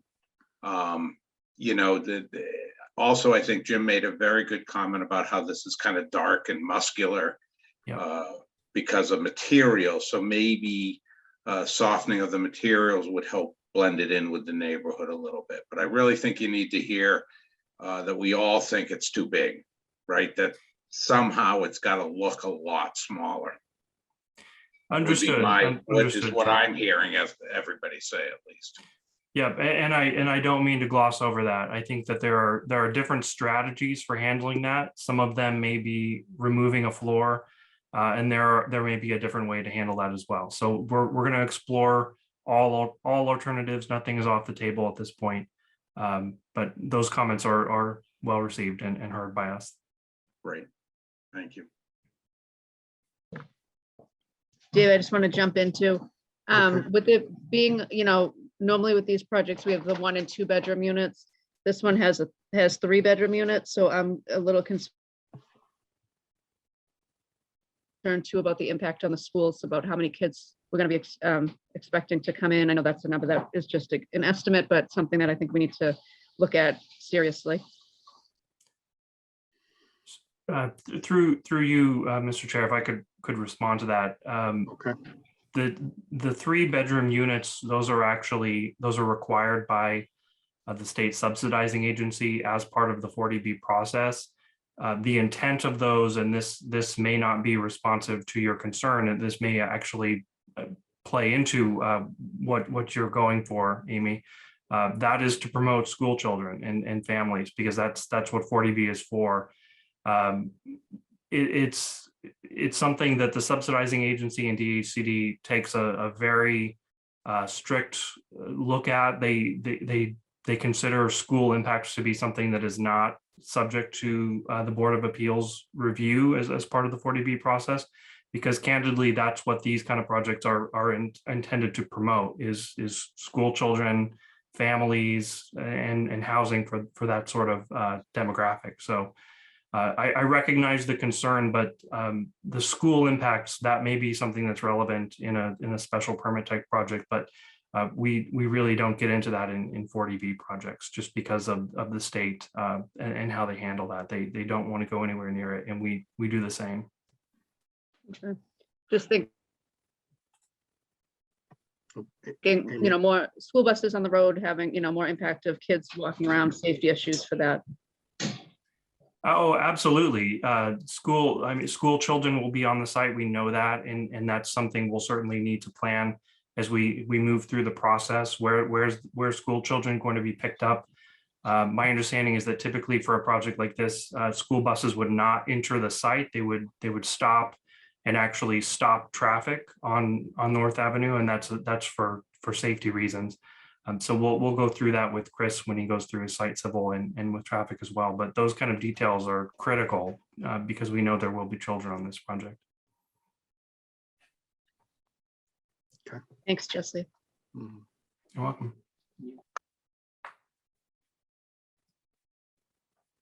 Okay. Anything else, board members? Just looking at the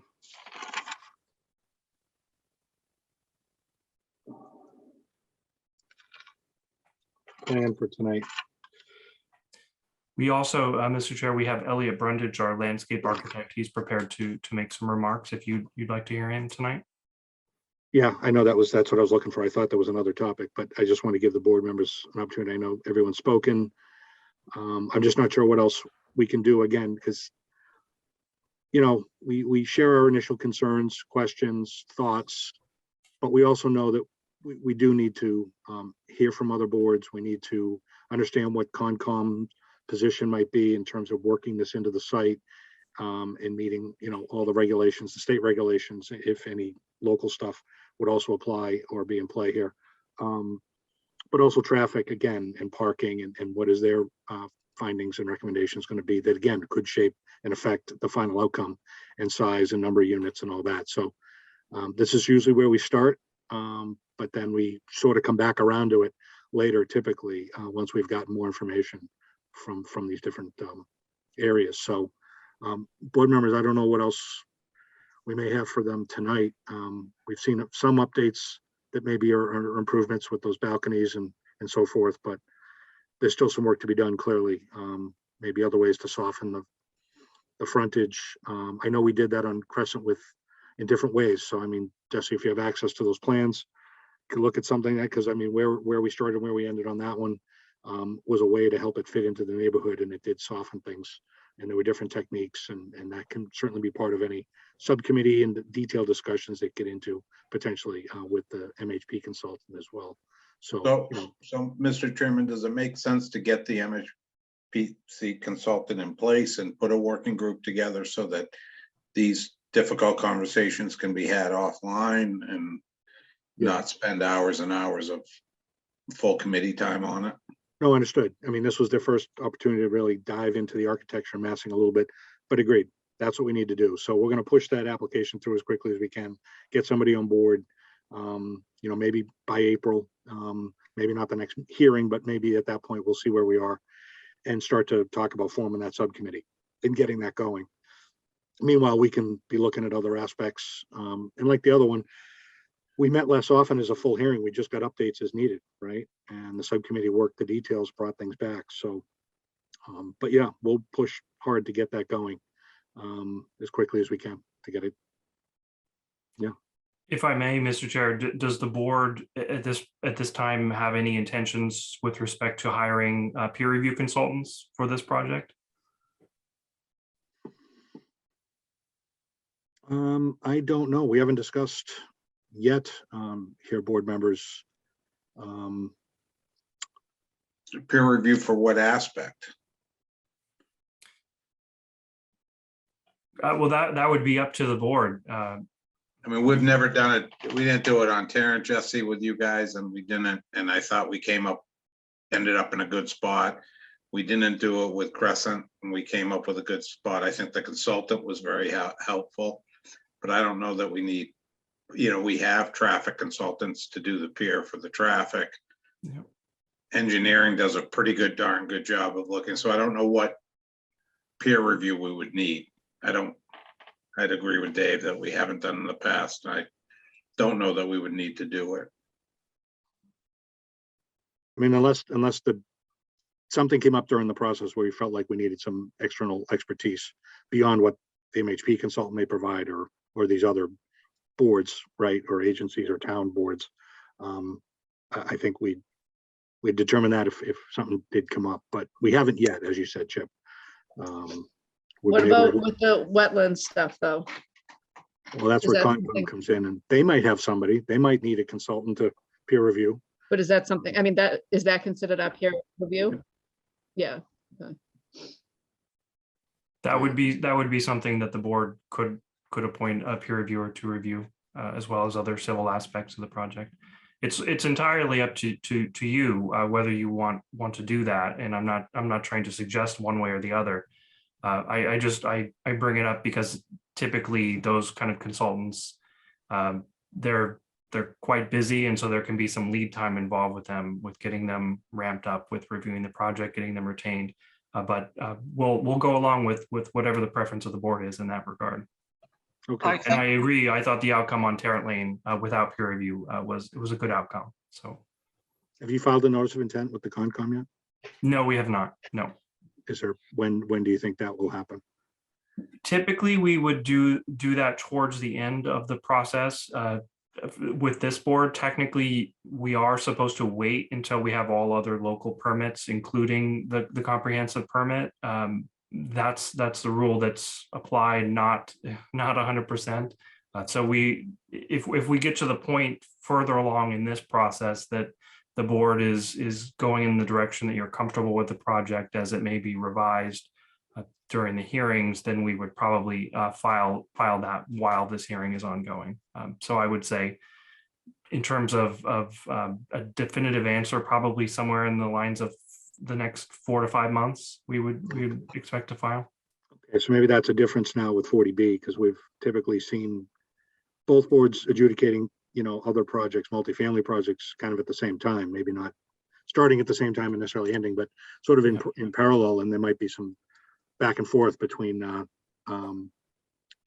some of that, and maybe even a common meeting if that were to take place, or a representative from the Concom being part of the subcommittee, or that type of thing, if that's possible. But where you're saying that could happen much later, whereas we're thinking we need some of that input sooner to help us make sure this works and fits. And I'm wondering how best we accomplish that. And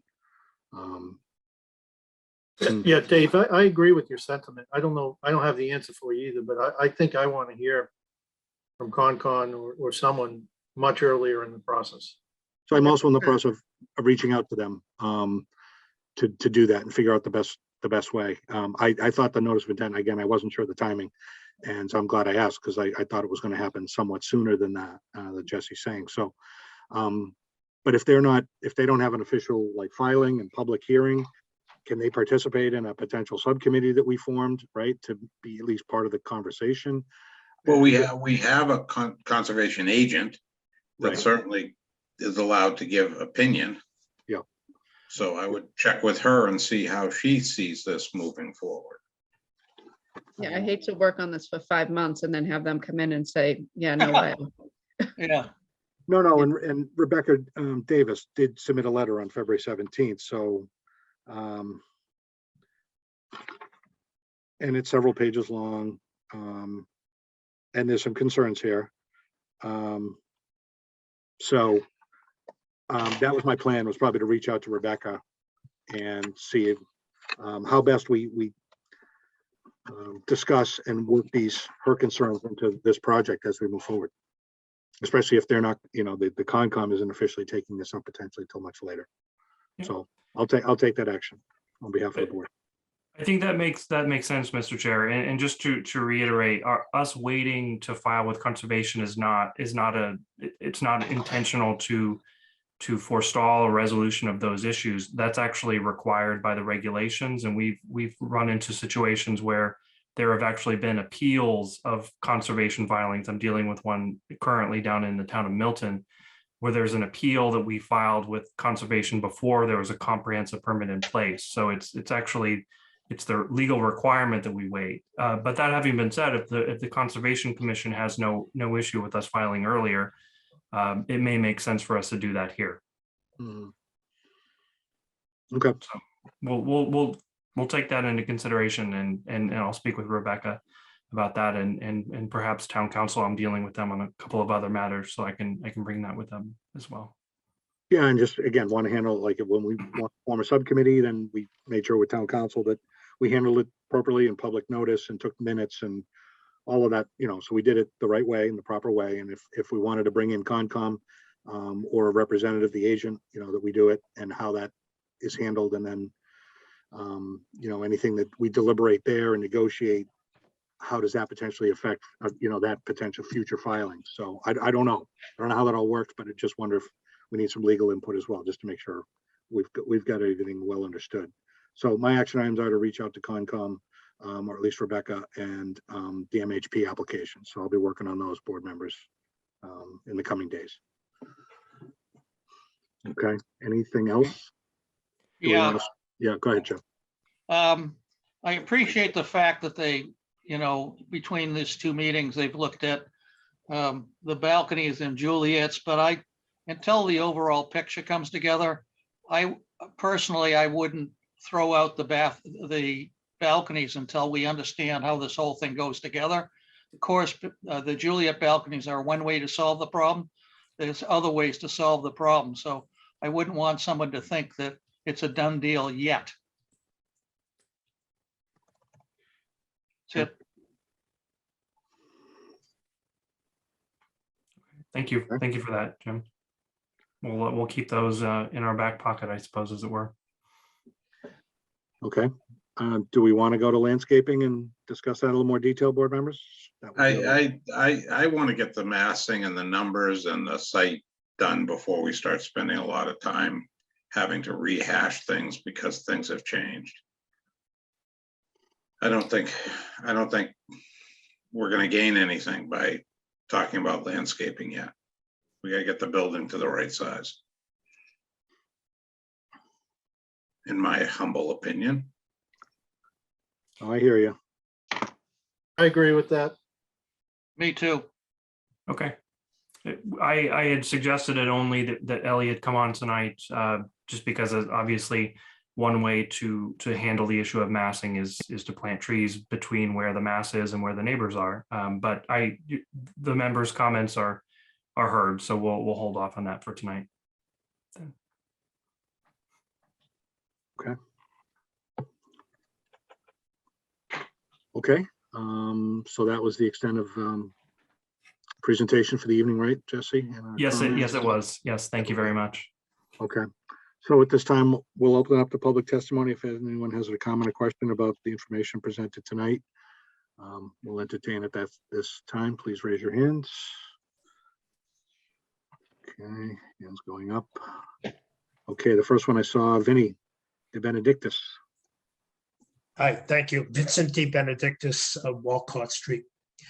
I just have a question. I'm not familiar with all the processes, but the question I have is, thank you for the considerations about balconies, but I'm curious if studies are done concerning lines of sight, and what kind of visibility and lines of sight will there be from any of the windows, balconies to the private backyards of Fielding Street, Willard Road, Walcott Street, to the neighboring streets? That's the question I have. Thank you.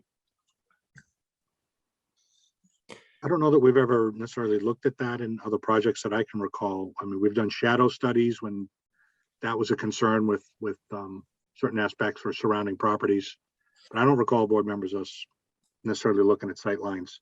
I know in some residential applications, some additions go on and we're concerned about windows and abutters and how, that could be an issue privacy wise. And I know we've looked at that, but I don't know if we've ever looked at it on a multifamily or a 40B. Well, I think, Dave, from some of the comments that were made last week, that was addressed when they pulled balconies back and did the things they did were because of the sight lines and the comments that were made by neighbors. I think,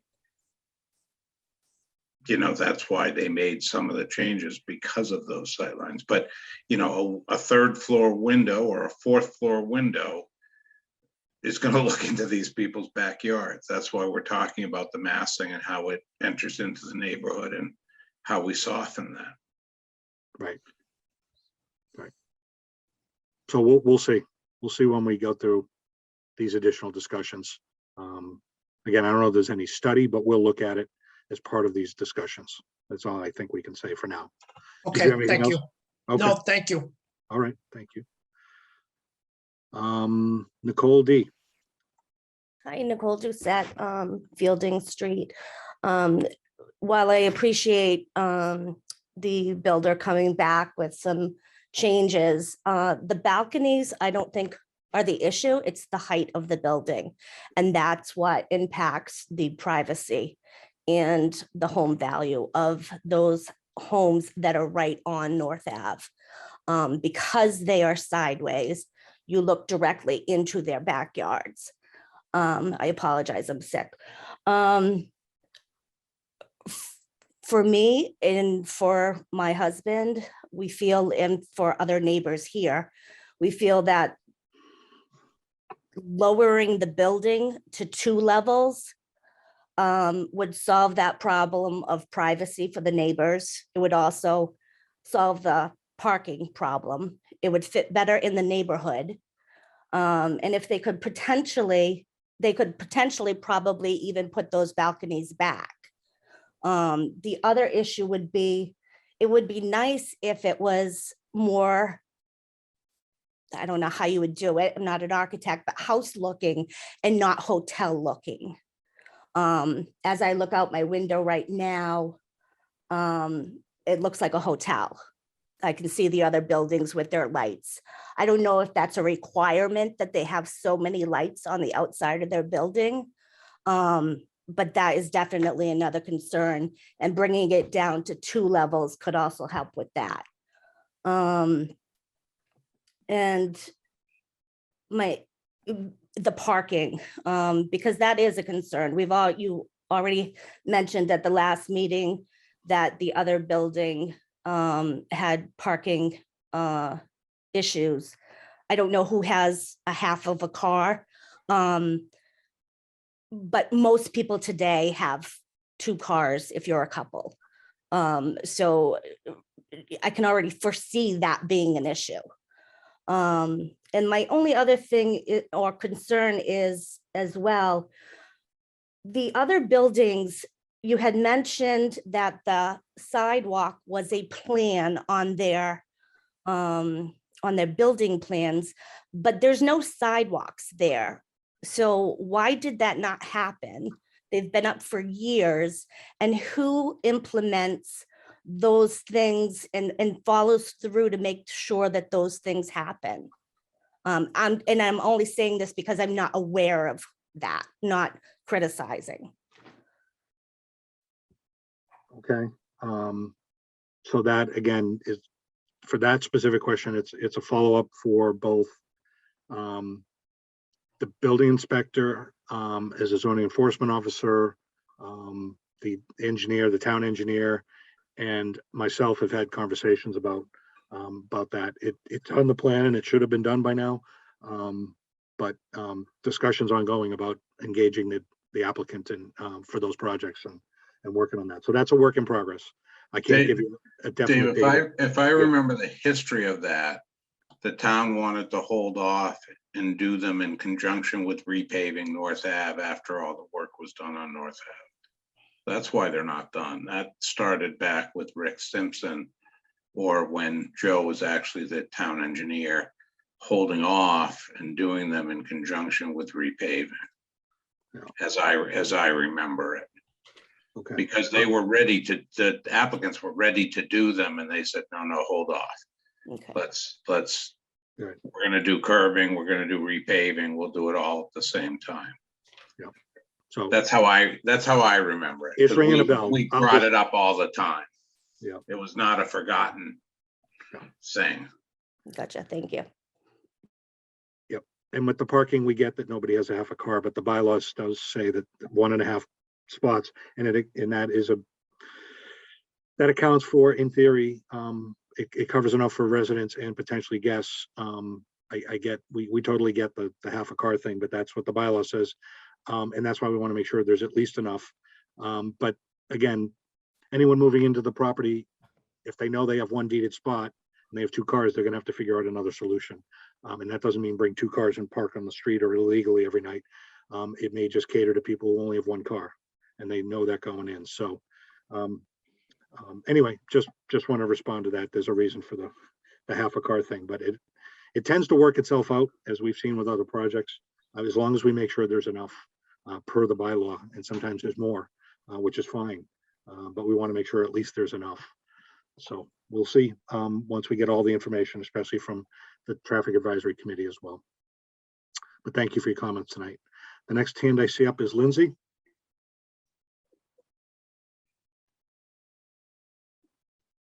Lindsay, if you want to come off mute. Yep, you're good. Hi, this is Jake and Lindsay Conley, 2 Fielding Street, where the abutter is right across North Ave. I completely agree with pausing on the design, because I feel like the design changes were very minimal and didn't address any concerns. I have a couple things to run through and then I can email it. I just want to touch upon it, make it public. Other than the size, we can work on that. Who did the wetlands? Was that the engineer, Chris, or is that anyone from the state or city? Did what wetlands, if you can be more specific? Like the wetlands delineation line where they're saying the wetlands start and end for their building. Chris, can you speak to that? Yes, so that would be Gregory Hockamuth, one of our professional wetland scientists. That's something that'll be reviewed by the Conservation Commission when we file our notice of intent. Okay, because that was one of my concerns, I guess, that some of the board said is it even line up with what conservation says it is? Or if it's off 10 or 15 feet, how does that affect the plan? So I guess we've already worked on that. The traffic study, I had a concern about it being done during COVID. I know they said there were some adjustments, but I was looking further into it. We got Corner Power Parkway, that's 485 units, Tarrant Lane, 173. Foundry Street has a lot going on. I think there's 80 plus another 80 going in, plus the gigantic one, which is on Albion. There's about 850 units in the last year or two that I don't think have factored into the North Ave traffic. I don't know if there's a way to forecast those or if those were forecasted. But North Ave's getting crazy on just getting through town. So I just want to address that. We'll get there. I mean, we haven't heard traffic yet, so we'll get there. Yep. And then can I share my screen for a second? To share what? Share the screen. No, what do you plan to share? There's a surface water protection area and a rare species habitat map. Okay, in this area? Yes. Okay. Why don't we just ask if Chris is aware of that? So we all know that, that Lake Quannapowitt is considered a Zone A because it's the source of the Saugus River, and a portion of the Saugus River is tributary to a public surface water supply over at Hawks Pond in Linfield and Saugus. That's a public water supply for the city of Lynn. But our property is, according to the latest Natural Heritage and Endangered Species mapping, our site is not mapped as containing any habitat for rare and endangered species. And neither is our site mapped, as a tributary to a public water supply. There were questions raised by the Conservation Commission administrator and the town engineer asking whether or not the large 36-inch pipe that leaves our property and the property at 598 might flow into the Lake Quannapowitt. But the DP does not have our property mapped as a Zone A or a tributary to a public water supply. That's what the current mapping shows. That's one of the first things we check because those are pretty critical elements, protection to public water supply and the habitat for rare and endangered species mapping. We check that right at the beginning of the project. Yeah, that's why I wanted to share the map. If I could Mr. get Chairman, let's have this conversation when we go into civil. I mean, this was a conversation tonight about massing, and that's what public comment is supposed to be on, is what was talked about tonight, and not get into all these other subjects. We have months of discussions coming, and civil and Concom and all that will be on another night. Agreed. So I guess who do I share the concerns of the mapping with going forward? So bring them up the nights we have that civil conversation, and you can see what all's being done. And you can send, through the building inspector and Gail Conroy, if you've got information, a printout, a screenshot, a map, a letter you want to accommodate. I think you mentioned maybe sending a letter. That'd be fine. We'd have it in the record and it can be discussed when we get into site civil. And we've got the right people to either understand and speak to what you're presenting and sharing, but just not tonight. Yeah, okay. I did send that. And then I guess my last concern, which is off topic again, but I'll make it real quick, is Linfield added 9 endangered species in the last 6 years. Wakefield's added 1. Just want to point that out. I don't know how that gets accounted for. Again, it's not zoning per se, but perhaps conservation or other agencies here in town. But it's not a zoning thing necessarily, but we'll duly noted. Yep, that's all. Thank All you. right, thank you. Meg Michaels. Before we move on, Mr. Chair, if I could, just through you by way of further response to the gentleman who just spoke.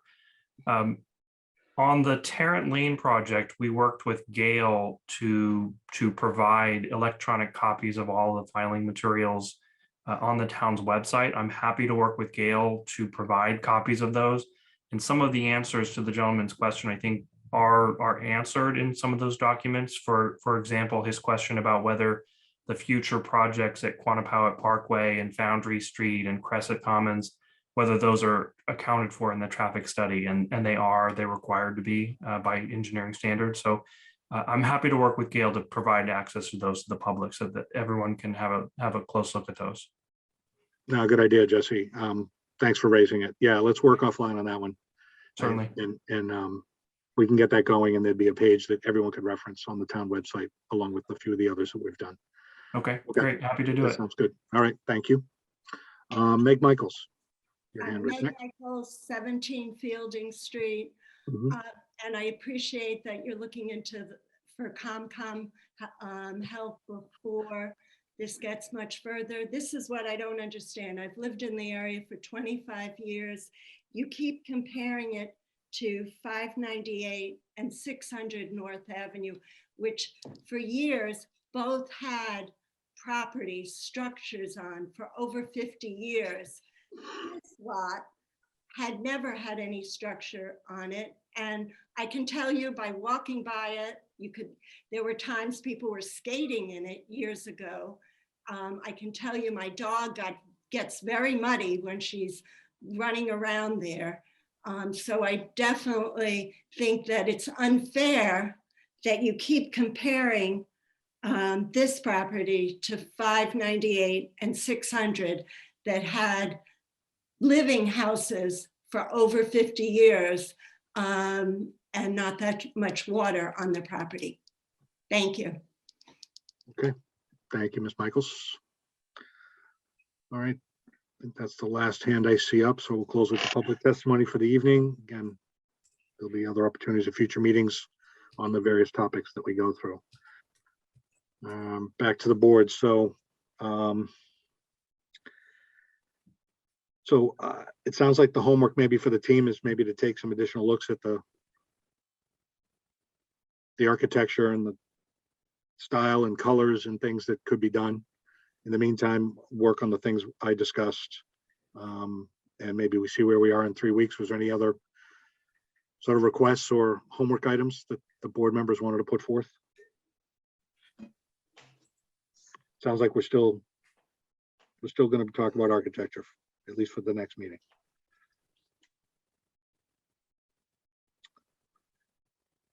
Nothing else? Okay. Yeah, if architecture includes massing too. Yeah. That's what I meant. Yeah, the whole discussion, yes.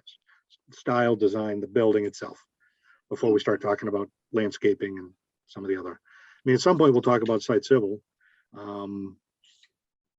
which I don't know how much would change necessarily depending on how the building may change, but it sounds like we really need to crack this nut first, right? So. Agreed. Okay. I move that we continue this to our April 13th meeting. Second. Any discussion? All in favor, Chip, Yes. Amy, Yes. Jim, Yes. Joe? I'll Joe's take not. the yes. No, Joe's in timeout. I'm so used to calling off the members. John, I'll vote yes. All right. And I'll vote yes and to wake up Joe. All right, and I vote yes. So thanks, Jesse and team, for the input tonight, and we'll talk to you in a few weeks. Thank you. See you in April. All right. Thank you. Good night, everybody. Good night.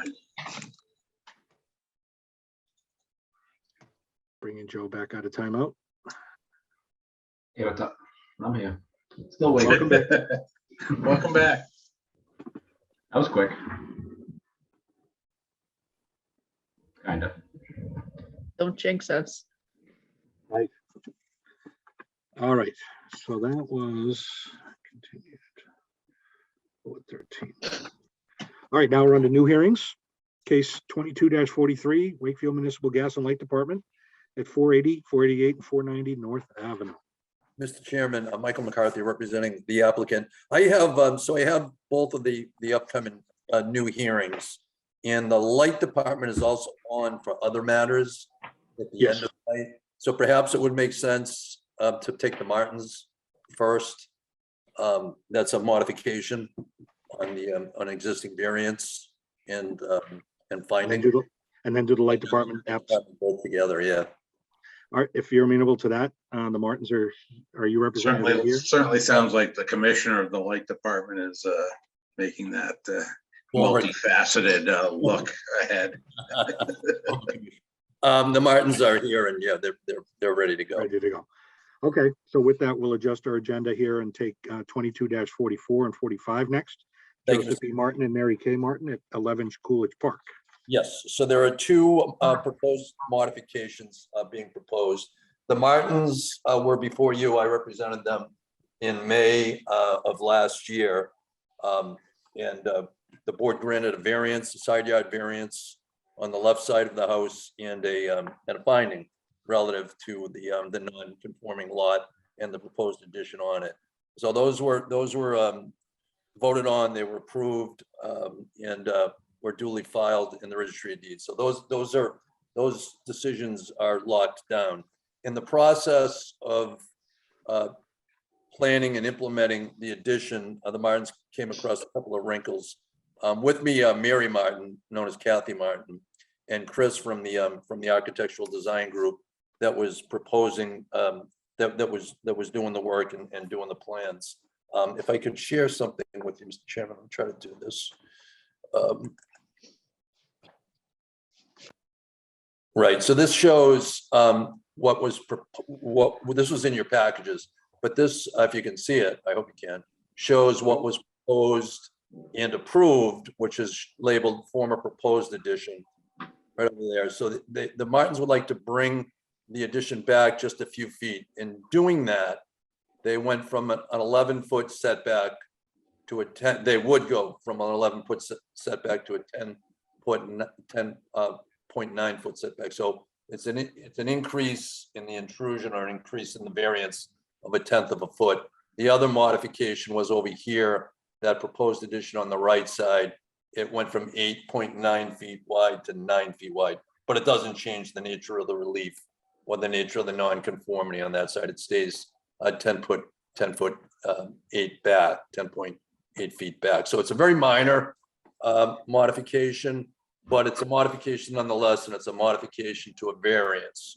So I filed it as a new variance. I thought that was the appropriate way to handle it, rather than a modification to an existing variance. So that's kind of the context of the requested relief. With that, I guess I would defer to Chris from CWC Design just to maybe talk a little bit about why the addition, why the.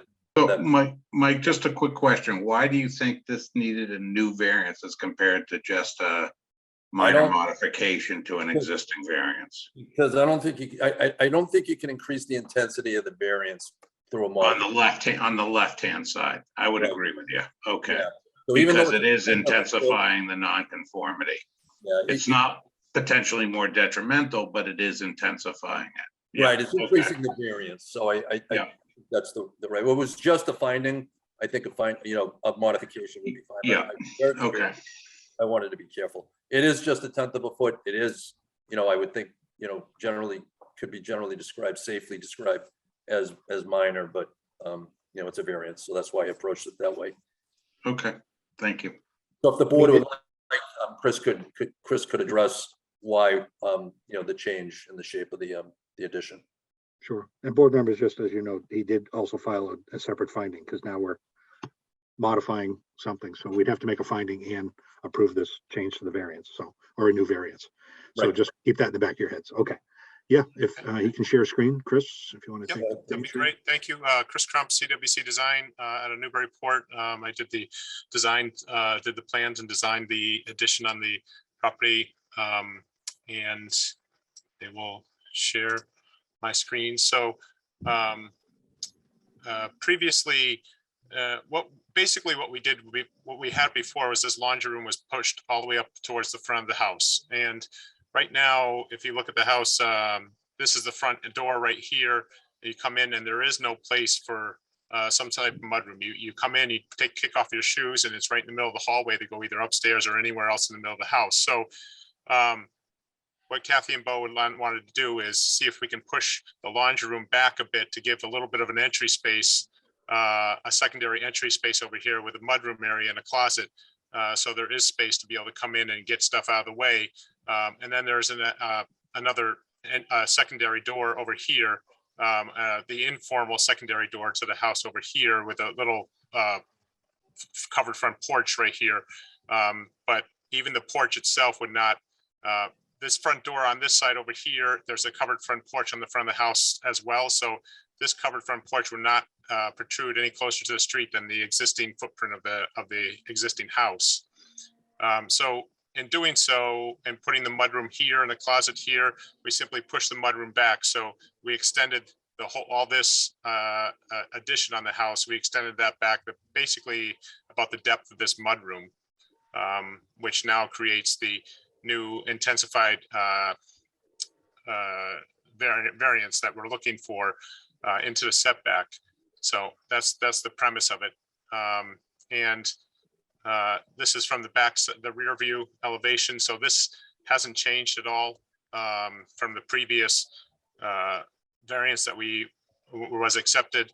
This hasn't changed at all, except for the fact that, again, this has been shifted. This back wall has been shifted back about 4.5 to 5 feet, I think it is. And then we added this little covered porch on the front. And as you can see, this is the covered front porch, and trying to keep some of the existing vernacular of the house replicated into this. We used a hip roof on this, as it is a hip roof on the front covered porch existing right now. So it would tend to lean more, it would lend to that it was originally built that way from the beginning, because it carries some of the characteristics of the existing house through the whole, the new addition as well. And that's pretty much it. Here's just a quick section through the house, so you can see that this is just a long roof line that comes down, and so forth. So that's basically the premise of why we're back again to try and get this modified slightly. I think that's it, unless you have more questions or something else. One thing I'd add, Chris, if you could stop sharing on that. Of course. One of the features that we talked about at the first hearing was the lot itself. So this is 11 Coolidge here. This is the side where the addition is to be built, and this is there basically is no neighbor there. This is the access way, the driveway into what was I believe it was a 40B. The units back here. There's also a fence, a solid fence that's there, but I thought it was important to make the point, or to highlight the point about that side of the lot having no nearby abutter. And also to Mike's point, we for the past 2 variances that we applied for and been approved for, there have been, nobody has shown up to oppose or anything that we were looking at. Yeah, in fact, we had a butter approvals, letters of support. Yep. That's the old one. That's basically it. We'd be happy to try to answer any questions. So in the new plan, I don't know if Mike or Chris can share again. I had a question before we. On the architecturals or a site plan? The site plan, the new plot plan. Do you have that, Chris? I don't have it right in front of me. I can locate it in just a minute. I thought you were just sharing it. I thought it was maybe. Okay. Sorry. No, I will say, just based on what you're describing, and it's really just, extending it back is modest and reasonable for what you're looking to do. And it's just the shape and where it sits and that lot line jogging in, 1/10 of a foot. Don't have any concerns with it necessarily. I just, on this plan, this is the new one? This is the new one. Yep. So, yeah, if you just scroll in. So, right. So now that you've added a porch, should that be shown on here? The what, Dave? I'm The other sorry. porch is shown? This one, The new front entry porch where it says 14 feet. Yes. We can put it on there. Yeah, I mean, I think it should. If you're gonna build a porch, it should be Okay. just like the other one has a porch. Okay. The other porch is shown, so I just think it should be on there. Okay. So it's clear. I know it's on the architecturals. It does visually show a porch. Yep. But I just think this plan should be consistent and just show it. So that's my only comment there. And I just don't remember, for refresh my memory, the garage in the back and the shed. What's the access to that again? I actually, Chris, maybe you can answer that, or Kathy. It's not something we talked about. I just don't remember. I just don't remember before. I know it's not germane to this 1/10 of a foot we're talking about, but I'm just trying to remember because I saw it on the updated application. Yeah. Can you hear me? This is Kathy Martin. Can you hear me? Yes, we can. Okay, so the garage is at the end of the property, and to access it, pretty much there is a long driveway that goes to the right of the building down to this area, and then it's hot topped in that area. The shed no longer exists because it fell down, and so we removed it. So the only thing would be that it's a detached 3-car garage that honestly every member of our family uses for storage. We've never put a car in there in 25 years. So, Okay, I just couldn't remember because there was no notation of a driveway. Yeah. And looking at where the lot lines are, I'm like, where do they get the cars back there? If I wasn't sure how it was. we don't. Yeah. We'd have to snow blow it up to the front of the house to get to the car out, so it's not even worth having, but it does exist. Okay, thank you for that. I was just curious. Okay, the board members, any other questions? Nope.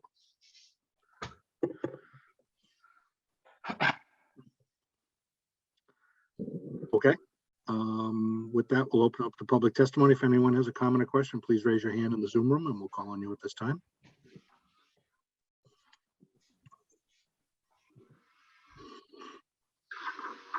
There was a woman earlier that wanted Yes. to chat. Yeah, There hi, it is. we're still here.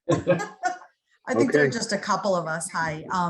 So yeah, I guess I just had a couple of questions. So that little, if it was like barely 3 inches on the back, that adjustment, so it doesn't affect moving the fence or having to like take anything down when all that construction's going on, does it? Chris? No, Doesn't I appear. think there's plenty of room between the existing fence line and the house and the addition to be able to get the excavation equipment back there. They're just going to need a bobcat to be able to go back there and dig up the foundation, the dirt for the foundation. So the fence shouldn't be needed to be moved or anything like that effect. Okay, yeah, because it wasn't clear when it said variance if it was like going to be a big like property line thing, but it doesn't sound like that. And then just the only other question, sort of hearing how it's going a little bit, not too many feet, but down the back. And you had mentioned you had a letter or something of approval. So I was just curious because like I said, we got these invites, so that's why I was on this call. And I am in the unit that's closest to that. So I was just, curious about that extra dinging, anything with drainage, because our street does sort of flow when it rains into that first unit that abuts. So I just didn't know if anything with like the grading of the property in the back, if there was any sort of adjustment, or it's just going to kind of stay how it is and you're just digging out a little bit. Correct. The addition will be dug out just to put the foundation in and then regraded back to the current grading of what it is now. We won't be modifying the grading. It might be very slight, an inch or two here to that extent, but for the most part, all the grading there will be put back to the way it is now. Okay, so it shouldn't add any drainage or stuff towards the unit that's closest to the fence. Correct. Okay, because I think those were sort of the two biggest questions. Okay. And Colin, I'm sorry, I didn't get your, when just are for the you record. guys starting? When are you starting the build? Well, if we don't find anything else to tweak, hopefully very soon. Oh, okay. As soon as the ground thaws, we'll most likely be looking to do it. And I'm sorry, caller, for the record, I just didn't get your address. If you can just state where Oh, yes, sorry. It's 15 Coolidge Park, so right next door. okay, And I'm in unit 2, and I think unit 1 is the one that's is closest to the fence. right. Okay, thank you for that. Okay. Did you have any other questions? No, I didn't. Okay, thank you. Not seeing any other hands up, we'll close it to public testimony. So back to the board. Dave, I'm going to pass my vote to Tom. If you want it.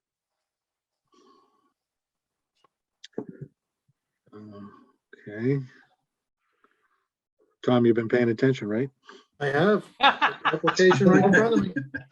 I saw him reading, so I knew it was okay. 10 feet, 9 inches, Dave.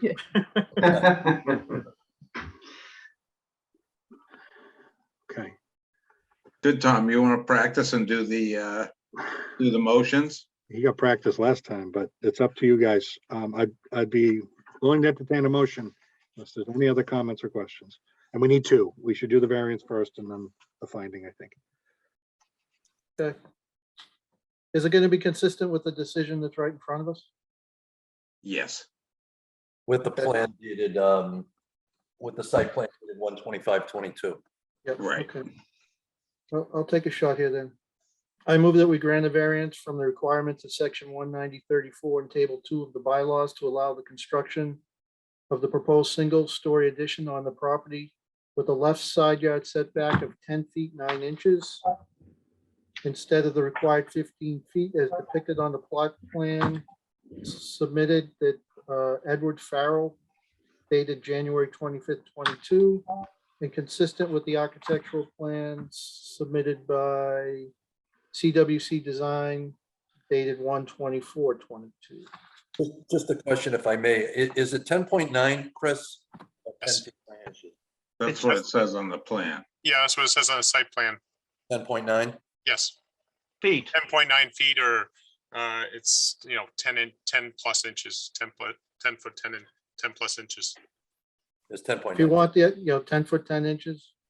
It's 10.9 on the plan. Go with that. Yeah, 10.9 feet. 10.9 feet. Yeah. I stick with my original 10.9. All right. That's your motion? It is. Okay. I'll second that. Thank you. Any discussion on the motion? Okay, voting members, myself, Jim, Chip, Joe, and Tom. All in favor, Tom, Yes. Joe, Yes. Yes, Jim. yes. Oh, I'm sorry. And Chip, did you say yes? Yes. Oh, sorry. No, you never said me. Okay, I skipped right over you. Sorry. You're and not used to. I know. I'm used to going in a certain order, and you I guys. know. I screwed everything up. Sorry. Sorry. And Amy's not there second and things like that. I know, it's confuse all your notes. Yeah. And I vote yes. So that vote is unanimous. So that's the variance. And so now we need a finding per 190-50A. Yep, I move that we grant a finding and determination pursuant to section 190-50A of the bylaw that the proposed change, extension, or alteration at 11 Coolidge Park, based on the plan submitted by CWC Architecture dated 1/24/22, shall not be substantially more detrimental than the existing nonconformities to the neighborhood. I second that. Thank you. Under discussion, yeah, we'd, assuming it proceeds to approve a vote, we'd want to take it up on both prongs. Yeah. Michael, I'm sure you were thinking that it is increasing the non-conforming nature, but we're finding that it's not substantially more detrimental, right? So we would note that as part of a decision, both prongs. Yep. Any other discussion on the motion? All right, same voting members, Tom, Yes. Joe, Yes. Jim, Yes, Chip, Yes. and I vote yes. So that too is unanimous. Okay. You have your new variance and findings, so good luck with your proposed addition. Thank you very much. Okay, Much appreciated. Thank you, everyone. Have a good night. you Good too. night. Thank you. Right.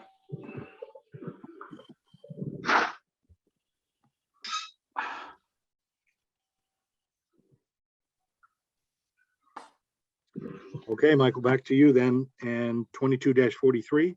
Thank you. So with me tonight, Peter Dion, the manager, Dave Paulson, who you know as the engineer, as well as Danny Tam, who's one of the vendors who do the install on the solar panels. This board approved, I think it was April 2012, site plan approval and special permits for the light department to raise the old plant and to construct the new building. So there were two decisions issued in connection with that. Again, both dealt with special permits, one for the use, municipal utility, the other for reduction of parking, and then site plan approval on both levels. We seek to modify both of those decisions for the purposes of installing solar panels on the roof of the building. We did, and I'll let Danny Tam and Paul and Dave and Pete comment, you know, as they may, but we did do elevations. We did do sight lines from the street and from each of the property boundaries. Beyond that, Pete and Dave will both tell you that they verified the sight lines, those elevations from the street line by putting a orange cone. I think it was cut to 15 inches, but where the panels would be, and they verified that the elevations were accurate in their representation of what they would look like from the street. So that said, I'll defer to Dave and or Danny Tam to talk a little bit about the layout and the nature of the solar panels, what they are, why they're needed, and Pete may also want to comment at some point in terms of why the light department is going solar. Okay. Great. So I'll start off by just going over a brief presentation on the installation and the views. So I'll share my screen. Oh, Vinny, I love video too. Vinny McMahon's here from light department as well. Okay, so everyone can see my screen? Yes. Yep. Okay, great. So here's the 480 North Ave. Here's our building. Here's the roof layout with the solar panels on the roof. We have the roof solar panels on the main office building and on the garage. And then we have a view from the north, from the street side, from the lake side. You cannot see the panels due to the slope of the roof, and there's a slight parapet around the perimeter. So with the 4-foot setback, you can't see the panels. Then you look at the North Emerson side. The North Emerson side, this particular location is slightly elevated, so they can see the top of the roof and the panels. Panels are all, and I'll talk about it later, the panels are all low profile, 5-degree install, 10 inches off the roof. So, you know, they're not at a steep angle by any means. Here's the view from 34 North Emerson Street. Again, you can just barely see the panels.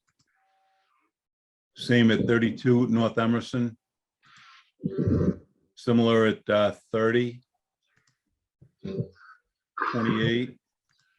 And then we have some vegetation obstructs the view at this location, but it would be a very similar view as the others.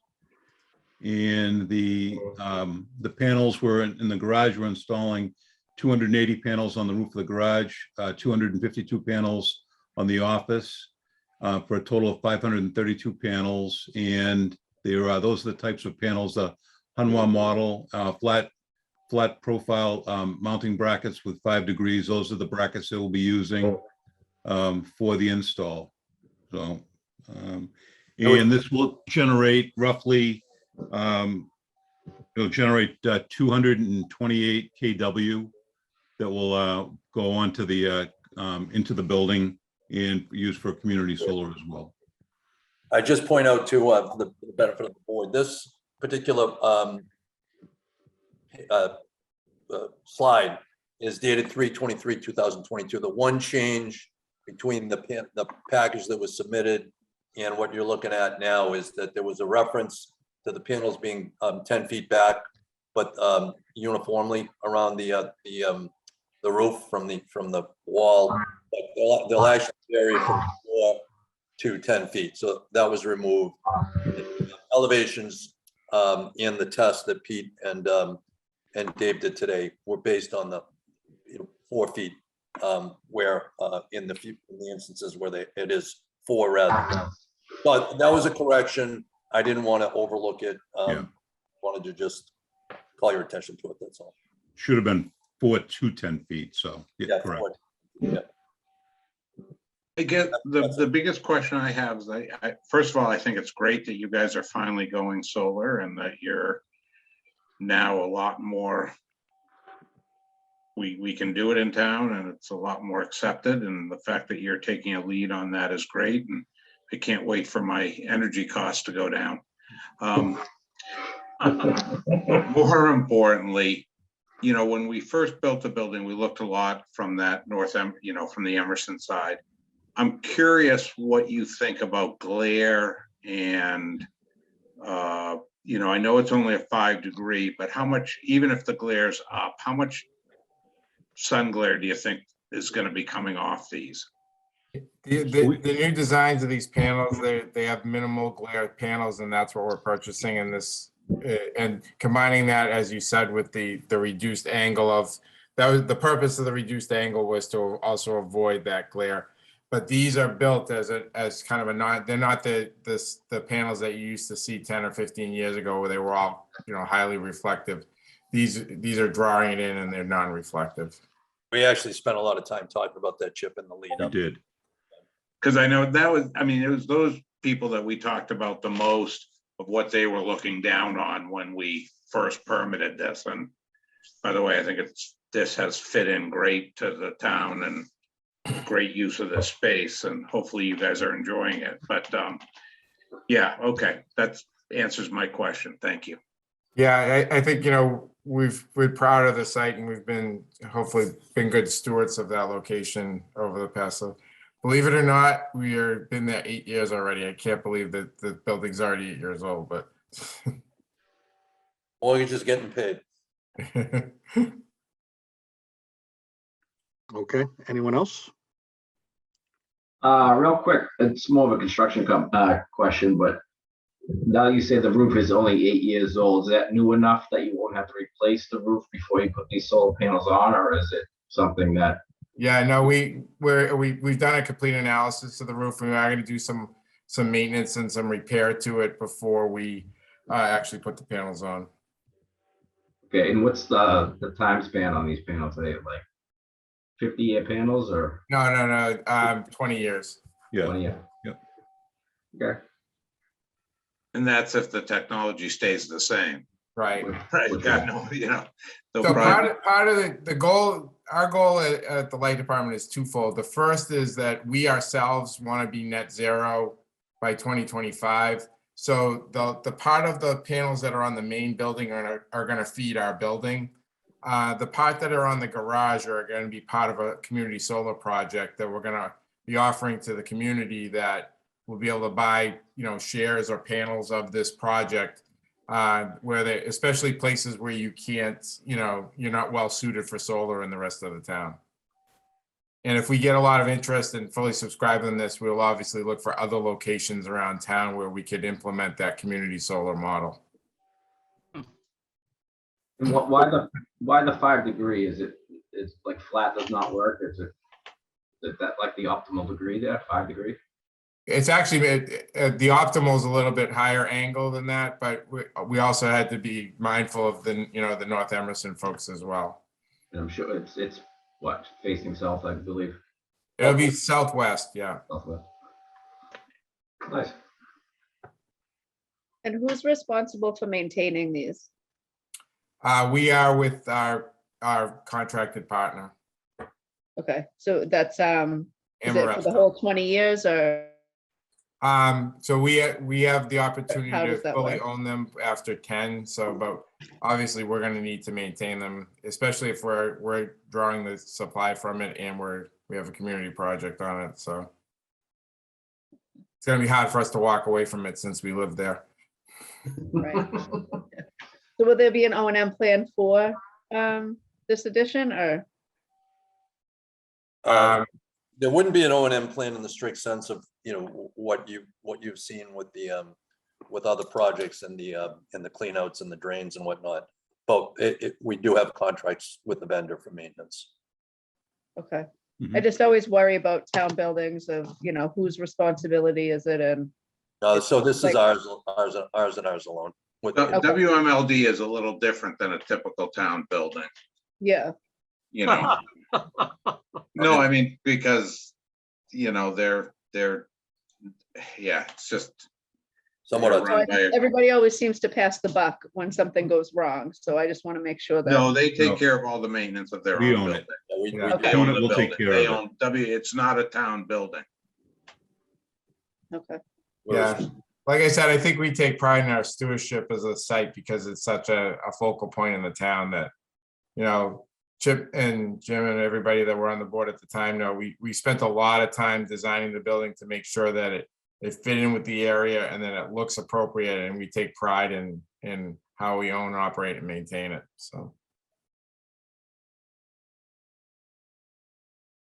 Do you have to shovel in the snow, like winter time?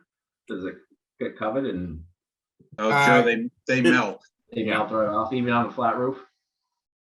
With the heat off 5-degree these angle, things. that'll help, yeah. Yeah. Just And the curious. heat off the black of them. I have them up in Rockport. They never have snow on them. No, I know on like normal roofs when they have the 8 pitch or 10 pitch, but on a flat roof. I didn't know. Now, the heat generated off these is great. And we had Vinny on the roof today for the cone test, and he's willing to go back up and shovel them off if we need to. Good job, Vinny. Team player, good. All right, anything else, board members? So it's just one application, Mike, to modify the existing site plan and special permits.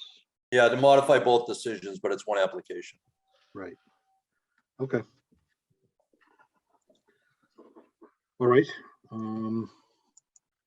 Just come out of full screen. All right, if there's nothing else, board members, at this time, we'll open up the public testimony. If there is any or member of the public who wishes to ask a question or make a comment, please raise your hand in the Zoom call. We'll take it up at this time.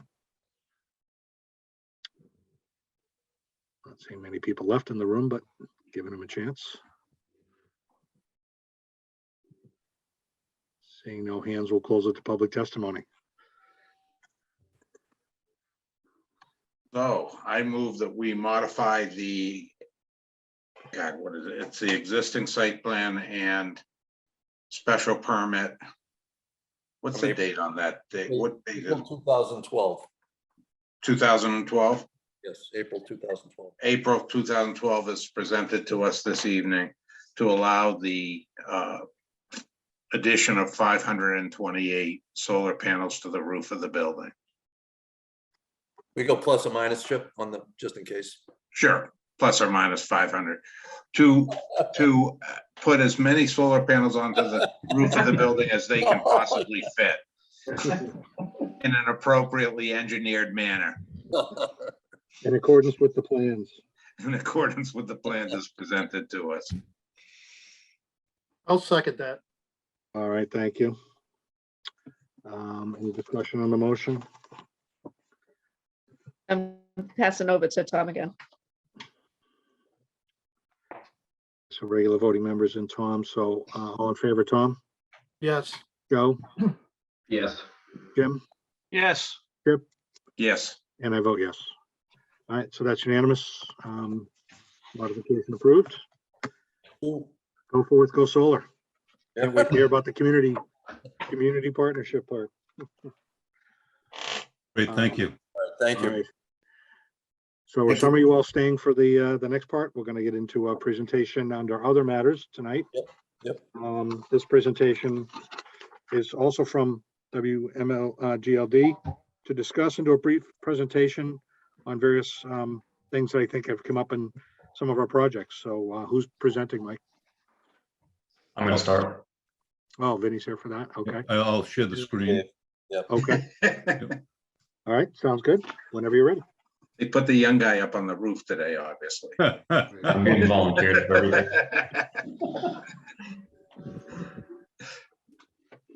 Okay, so you know, a lot of these things have popped up, and that's why we wanted to just talk to you about it. It's about conductor clearances, transformer locations, and electric vehicle chargers, which are going to become more popular. So, it's all right. So, overhead conductor clearances. A lot of the buildings coming into town. Actually, Vinny, before you go too far, I think the perfect example is the first hearing that you had, and they Absolutely did hear us and modify, but I think we're seeing more and more instances of it. And so Vinny's going to go through that. But that first hearing that was up at Water and Wakefield was the perfect example of the issue. It Yep. sure was. Yeah, Jim, you were on that call. I mean, you know, the architect, the design of the building, it was a 3-story building and had the 3rd floor. It would have been touching the power line. Free power. Yeah, free power.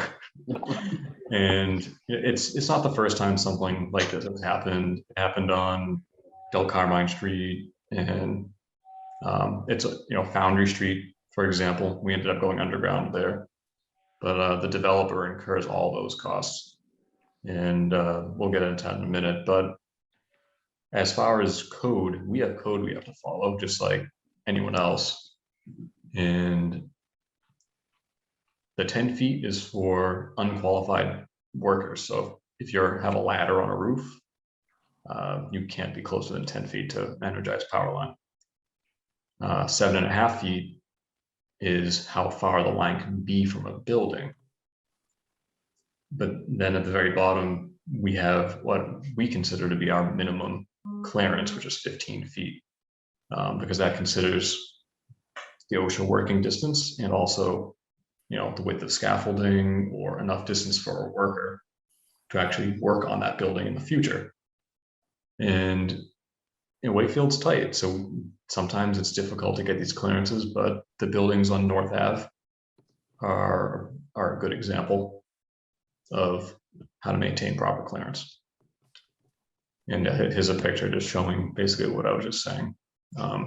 Lower voltage wire can be a little bit closer to the building.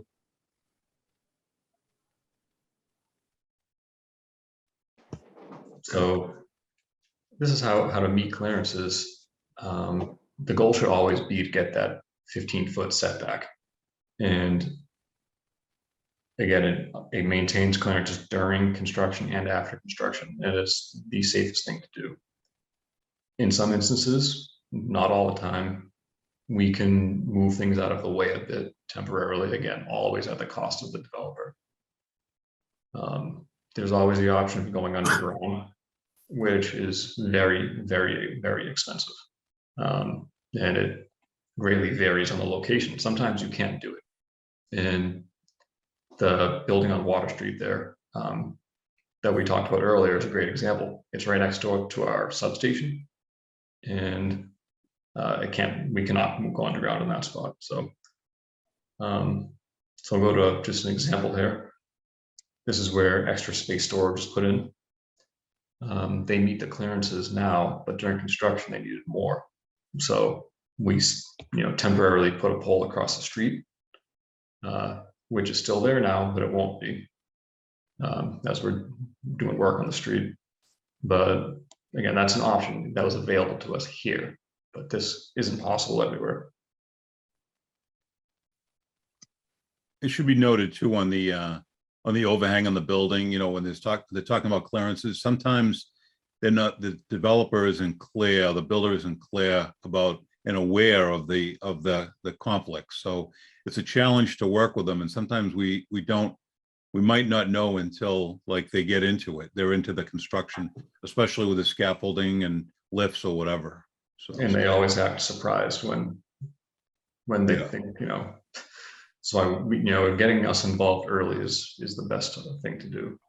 Well, you're seeing the And- plans that they're presenting to us, but you're saying even after that, in construction, it's accounting for any additional considerations, yes. Exactly. clearances exactly. that might be needed for during construction. Yeah, makes sense. Yeah. But Dave, like, I have a question. Do you guys sign off on the plans? They don't Well, that's one of normally our, give that's- comments on the plans, do they? that's one of the issues we have on the closing slide, Chip, is that we're a little outside the process, and we don't know if it's maybe our misunderstanding, but we're missing out on that comment and review phase, and I don't know. It just, we need to do better on our side to make sure we're included, because it helps us, but it also helps us identify issues that, like, future work that we'd like to do in that area. The developer could incorporate that into the work they're doing. So there's a lot of benefits if we formally are in that process. Do you guys know why you're not? I do give them these big projects. I do give them the plans. You do? I give Vinny the, Yeah, no, we see the plans from you, Gail. yeah. We're Yep. not part of the review, and we haven't reviewed and commented. We just get the plans, and it's not anyone's fault. We just aren't aware of that communication or formal communication. Dave, Jim McBain. So at some point or other, the developer's got to come to you and say, I need power. Where is that in the phase? Do you sort of, maybe you need a transformer for a new project? Maybe it's just tap on a line, but somewhere along the line, you must become aware of the project. But is it that far down the line that they start asking for power? No, they give us the drawings, but they might not have the proposed location for a pad. Some of the people that do the engineering firms that do their site plans will know enough to call us while they're developing it, because we have some relationships with them. So we know by dealing with the vendors, the contractors, and then they'll submit it to the town, and we'll be included that way. There are some cases where they're not really, we don't know who the engineering firms are or the developers, so we might not have that dialogue with them. But sometimes we have independent meetings and talk to them, and aren't necessarily engaged with you folks to share ideas and our thoughts. And I think that's where the disconnect is, Jim, that they do come to us on plans. So, a good example is we had that job at on Crescent, right, where we had that pad. Yep. So they proposed putting the pad back there. They did talk to us, but as I joked with you about, the location of the pads based on the aesthetics, not the actual ability to access it. So, that, we worked through that, and that worked out fine. But maybe in cases like that, we could be more involved in commenting, and as a town department, work more closely with the ZBA on some of our concerns about individual projects. Can we help to basically put it out front early with the developer when they're coming for us? We want you to talk to power, basically, and it may be in the architectural phase or the landscape phase or civil phase. Because I think the key is the earlier that we're brought in, the better. Yeah. You can identify these types of issues, and if there's any chance that we missed it or they didn't get to us yet, any help from you guys to push them to us as well is going to help everybody in the end. Because we've had situations where and when you say, Dave, it's about the aesthetics of the project, you're absolutely true. Because we don't want, as much as you guys love your transformers, we don't.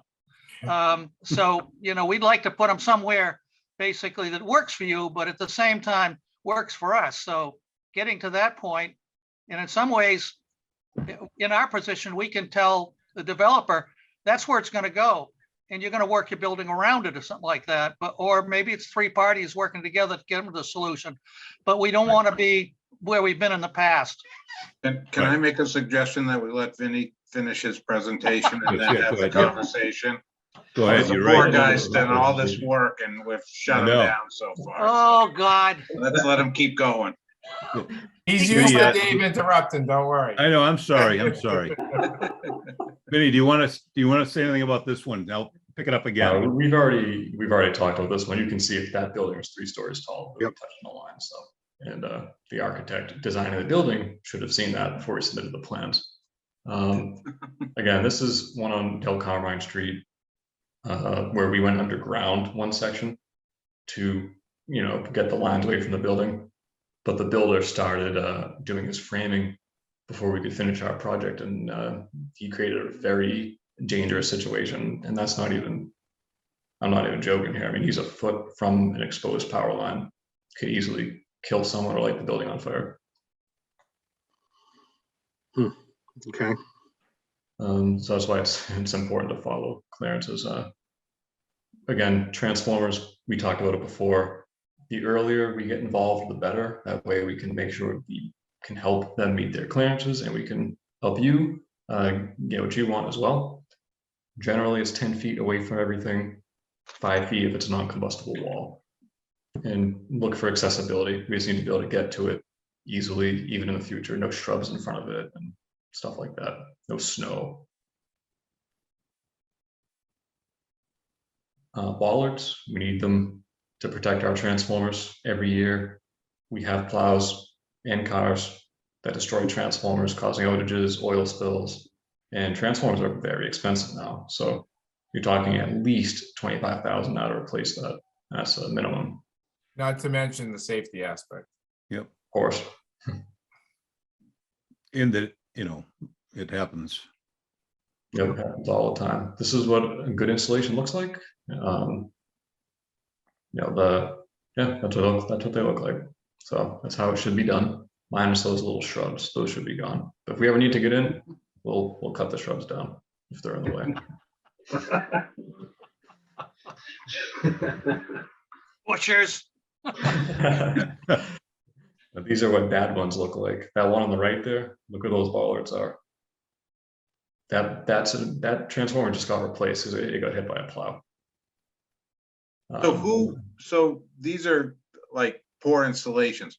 Who monitors that? Who looks at it? Paying this into the past.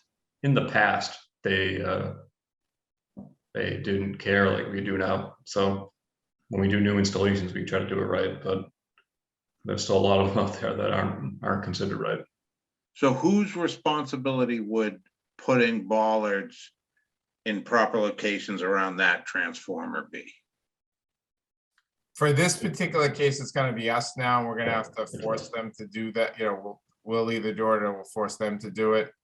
And, but going forward, we want to make sure it's part of the conditions and it's part of the layout of the any new project. Yeah, we don't do projects now. They draw the bollards in the plan, and it all works out fine.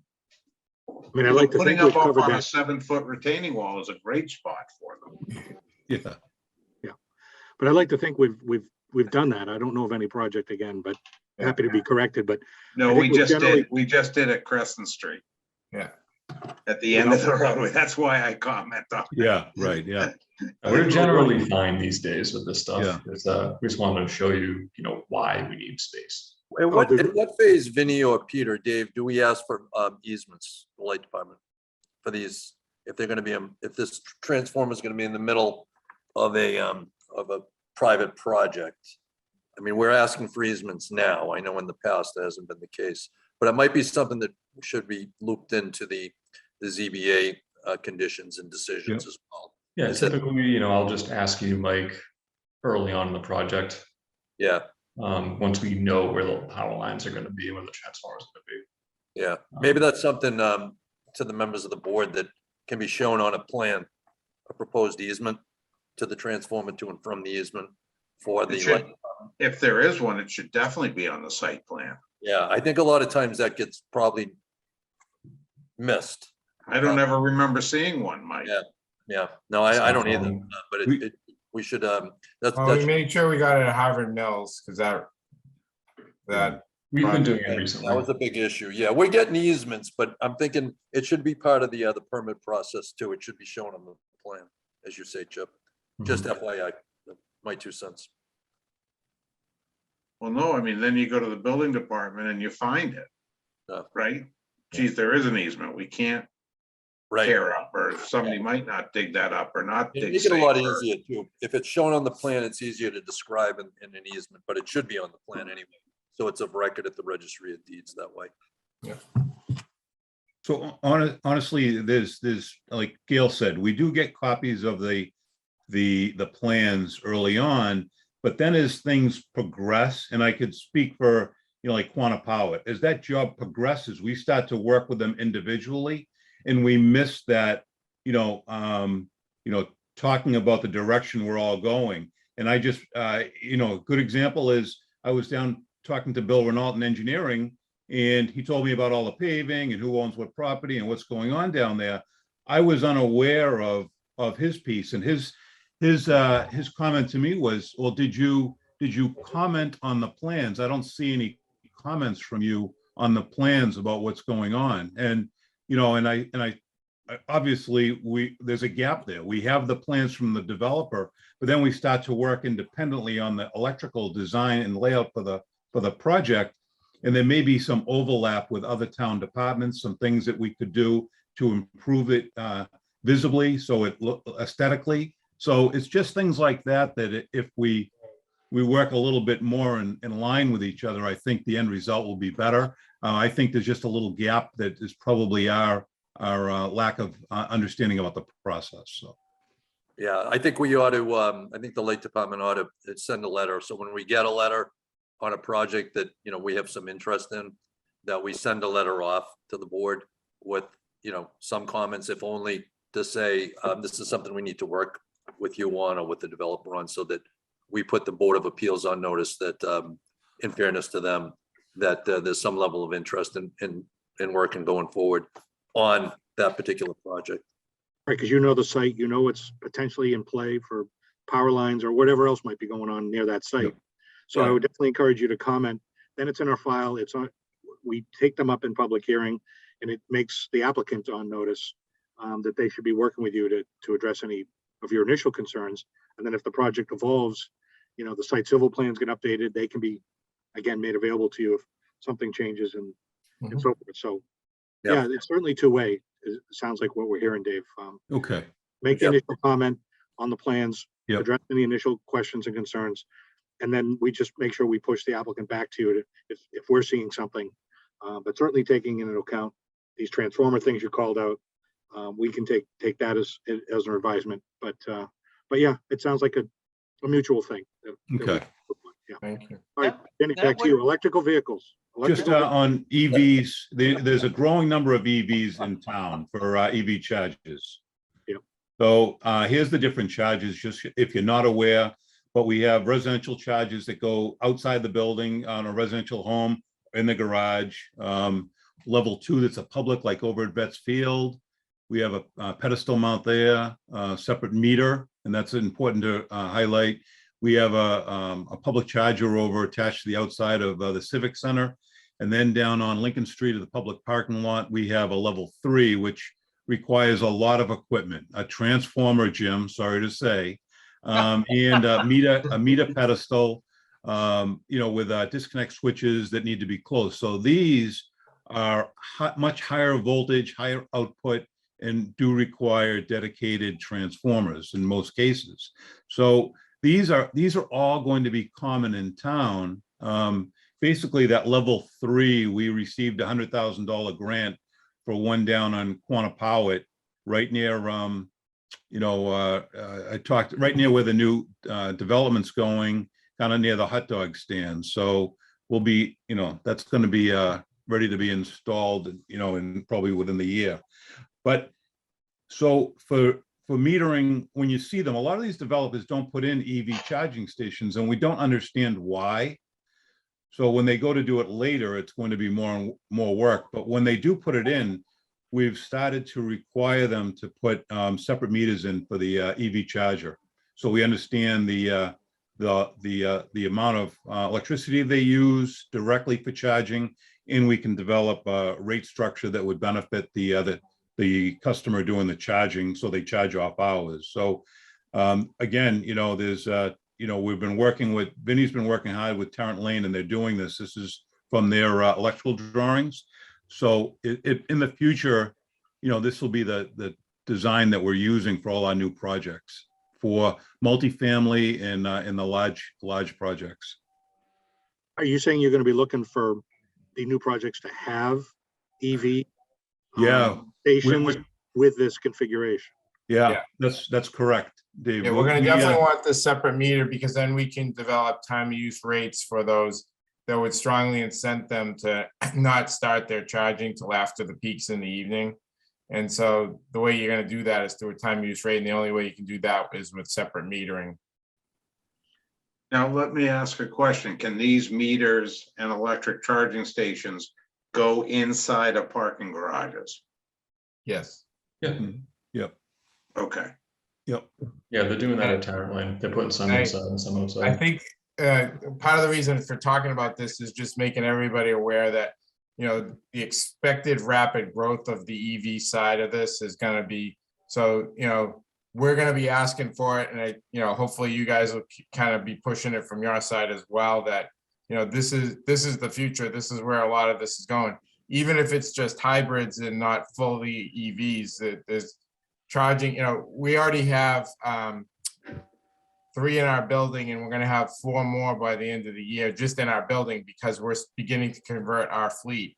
We already have 2 electric vehicles plus 2 more on order on the passenger side, and our first electric buckets coming in later in the year. So we're all kind of focused on this evolution. So you're going to see more and more of this. And so, what we're going to see a lot of these multifamilies is larger, developments that, like we've talked about. If we don't take this on at the beginning with a separately metered service, then we're going to be chasing it on the backside, especially as demand for the EV charging grows. This would be another good comment to put in any letter from your department for Yep. plan. Hey, we noticed you got this many units. Please consider 1 or more, whatever would be appropriate. And again, it's part of the comment letter. It's there. Yep. The applicant's made aware, and so it just becomes part of the conversation. A good example is that Foundry Street, 184 units in the apartment. They have 0 charges, 0 EV charges down there. So they have a 500 unit garage that has 500 parking spaces. They have 184 units, and there's not 1 charger they're putting in, which is surprising, but they'll probably do that in the future. So They're going to end up having to, because at some point, the people living there will demand it, and they're going to have to figure it out. Right.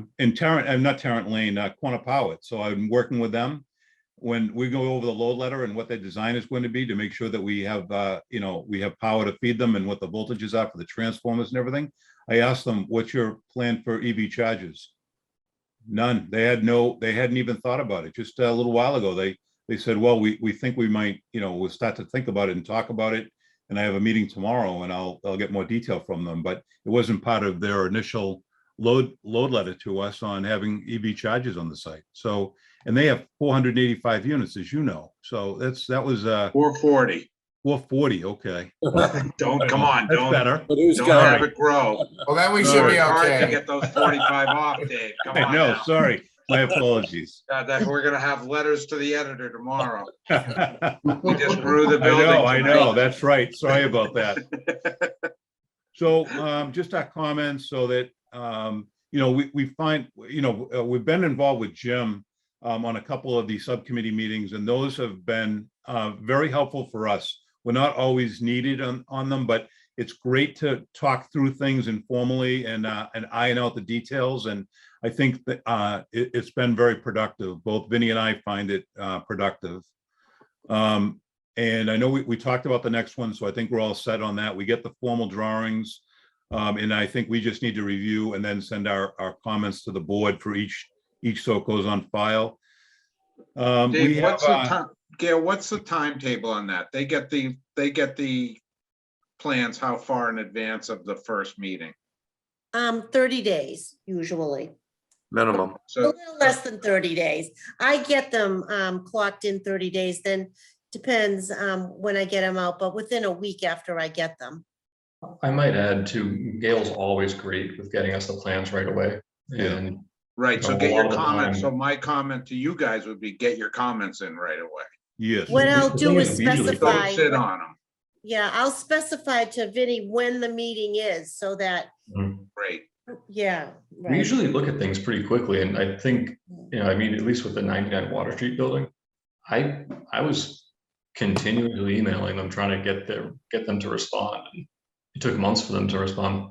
So They'll respond if they come to a meeting with us and we say, Yeah, we don't have your response from engineering yeah. or from WMGLD. They'll get back to you pretty quickly, I bet. Oh, Yeah, I think that was kind of the goal of this meeting, is that if for some reason we look like we're missing from the process, if you guys tickle them a little bit, then it's going to help make sure we've been brought in. We don't tickle. I know. But I'm glad you're raising this awareness, because we always have letters from engineering, fire, Concom, to the extent that some of those apply. So, but we get letters consistently. They're sent to all these boards, right, Gail? But we Yes. typically don't hear from ones that really don't have any purview, but they get them, fire, police, whatever. But But you have purview on every project. Yeah. Right. And so There isn't any of them that don't have electricity, that's for sure. No, you've already cut the gas out of half of them. So now we got to. So, yeah. Dave, a question on sizing for a moment. Are you saying that on Quantapowhat, is that their transformer could go up a size, or so if they, later they'd have to change the transformer out if they did basically power stations over there because they were undersized? So Well, one of in the that things we're case, going to suggest is that because we're going to require a separate meter and a separate service, there may ultimately be a separate transformer for the vehicle charging stations in, the various parking lots or garages that they're going to have. Oh, you're just a person after my heart to see another transformer. Thank you. and I think in a lot of cases too, once the building's been in service for a while, they go to add electric vehicles later. We know how much power has been used in the building, and they can probably come off the existing transformer with a separate service. That's what I think will become popular to avoid, adding more stuff. the only charging stations that would require a separate transformer, because the voltage may be different, is the high capacity. They use a different voltage. Right.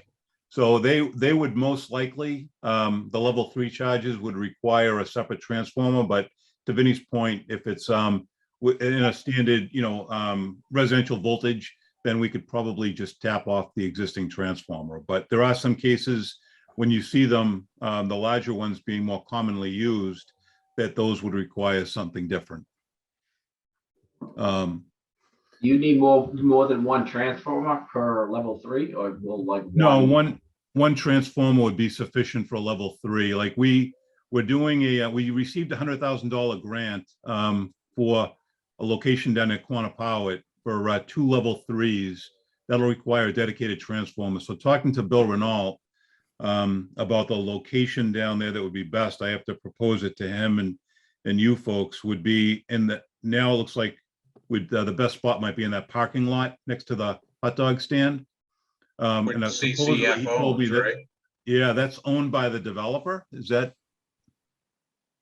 That's what he told me. I think so. Yeah. I believe it is. Yep. So that's part of the meeting tomorrow, to talk about that being included on their plans, that I guess that might be turned over to the town eventually or something. So, if that is the case, that's an ideal spot. It's out of the way. It's not really visible, but it would be 2 of those large charges, a transformer and a metering equipment cabinet. So, and those are the fast ones, right? Yeah. High voltage. Yeah. So can I ask you guys some questions that have always, like, now that we've got you on prime time? Nope. Why do electric meters have to be on the outside of the building? Safety. And now that in today's day and age where we need to read every one of them remotely, you have communications issues if you don't put them on the outside. but do you really? Yeah, you do. Come on, You if really you do. put them in an electrical room, you can't, gas meters get read from inside, you know. Yeah, With we actually, today's world, we gotta be able to read meters from somewhere other than sticking right outside in everybody's face. Not It that they're really not comes to beautiful. access. It comes to access, like some of the bigger apartment buildings, we may have them in the room. different floors, but we have separate electric rooms and the doors, you know, that only qualified people go in there. Not everybody has a key. It's not in some common hallway. Right. You know, so we want to make sure they're accessible. We do, and you know, in some cases you can't do everything you want, but you know, if you put meters in a, like for a large complex on the first floor, we want a door from the outside that allows us to get into that room so that we have those meters. But, you know, and for a multi-unit, one residential or 2 or 3 family, you know, you definitely want the meters outside so they're easily accessible. You need them for the shut off anyways, though, right? Because nowadays the code has a shut off, right? yeah, again, that gets back to safety and, you know, fire codes and all Yeah. that. The more locations that we could safely cut somebody off if there's an issue, the better it is for the safety for our guys and for the fire department as well. You know, disconnects are outside, so that's the code. All right, the other question I have is transformers in the ground. Why do we not do pit transformers anymore? They're much more costly to purchase and maintain. Okay, but if we say to a developer, you gotta put this in the ground, we don't wanna see it. Who's saying they can't? It's not We're- ideal. Huh? It's not, it's a lot more work, Chip. It may look good, you know, you don't see it from above, but at the end, you know, you get mud, debris, the transformers, you know, road salt in some cases, they may not hold up as well. So, and it's harder to operate. It's just the you know, putting them in, it does have its place, but in most times we can put a pad mount transformer in a place that you'll be happy with and that we'd be happy with to have access to it. You know, we don't have to put it in the front, right in front of the building. We could work something out like we have been on the rear, but you know, you know, swapping over to underground transformers is very expensive and a lot more maintenance is involved. Well, all I'm thinking of is like when you're doing the little ones for the EVs, right? If you're I'm thinking of like what the appearance is going to be. Let's say the town owned that parking lot. You're going to put 2 transformers, 2 EV stations, and a switch box. 1 transformer, 2 EV stations. The 2 units. Yeah, one transformer feeds both, and then probably one switch, one box, one equipment box. So that's a lot of stuff that's going to get potentially hit by a plow, right? We So put then you're gonna bollards. have to have bollards all around. We put bollards around it. No, so Yeah. now you're gonna have bollards all around. That's gonna be a big complex, a big situation. Not that it's necessarily bad, but there's just a lot of stuff to be able to protect those things. So Yeah. I'm just, you know, there's a lot of visual impact on that. How's that for not being Yep. bad? Yeah, I mean, I think that lot over in the corner, out in the back, is off to the side. So if you have any place down there that it would fit in better, it would be down there. You know, but I know what you're saying. You know, so I think that you have, you know, I think it's great that we're having this conversation because no offense, you guys take a lot of abuse from us in our meetings. Because it's like, how can they possibly think this is a good spot for a transformer? So and you're saying, how can they not think of this? It's perfect. It's by the front door. The electrical room's right No, there. we wouldn't do that. We wouldn't put by the front door. You did. Oh, you have. Don't hold us to something that happened 10 years ago. We're trying to get away from that. Is it 10 years ago already? It was 10 years ago and I wasn't here. Oh my neither was God, Vinny. it was 10 years ago? All right, Dave, I give you credit. That's what happens when you've been on the board for 17 years. It all kind of blends together. But no, and I agree. So I think the communication, what I'm getting at is I think the communication is wonderful. And it's the first time that we've had good open communication with you guys, which I think is great. This presentation was wonderful. It's brought up a lot of things I never think about. I do think that you guys really need to get comments into us early, which will be very helpful for us. And, you know, we should all be thinking about solar panels. We should all be thinking about getting as much wires underground as we can whenever possible. I mean, is that a goal you have or not? It's not a goal system wide because obviously it's a lot more costly to operate and maintain, but it's a lot easier to do it when it comes to new construction. So, So let's say Foundry Street, it's not a goal for you to have all the wires underground there because it's more costly to maintain those? it is, but if it's done if Foundry Street got completely built out all the way through, we would continue the manholes down the street. So if there were multiple more redeveloped units or, you know, whatever they look like for the rest of the way down that street, we'll make sure that street's all underground as it goes. And that's, so the way we designed it to start to go over towards Harvard Mills and the first 80 units, Right. second 80 units, we, you know, if there's more development down that street, we're going to continue upgrading the underground, and we'll work with you guys and with the developers as that goes. But we wouldn't necessarily, just to say, we wouldn't necessarily underground the rest of that street unless there was new development all along that street. Right. What about new subdivisions and stuff like that? What's your goal? Would your goal be to be underground on those or not? Yep, underground. Yeah. And are you doing that? Yeah. Anything more than 1 or 2 units, we've been requiring it to be underground. Okay, that's great. Well, just personally, I say thank you guys for hanging in there tonight, and this was a great presentation.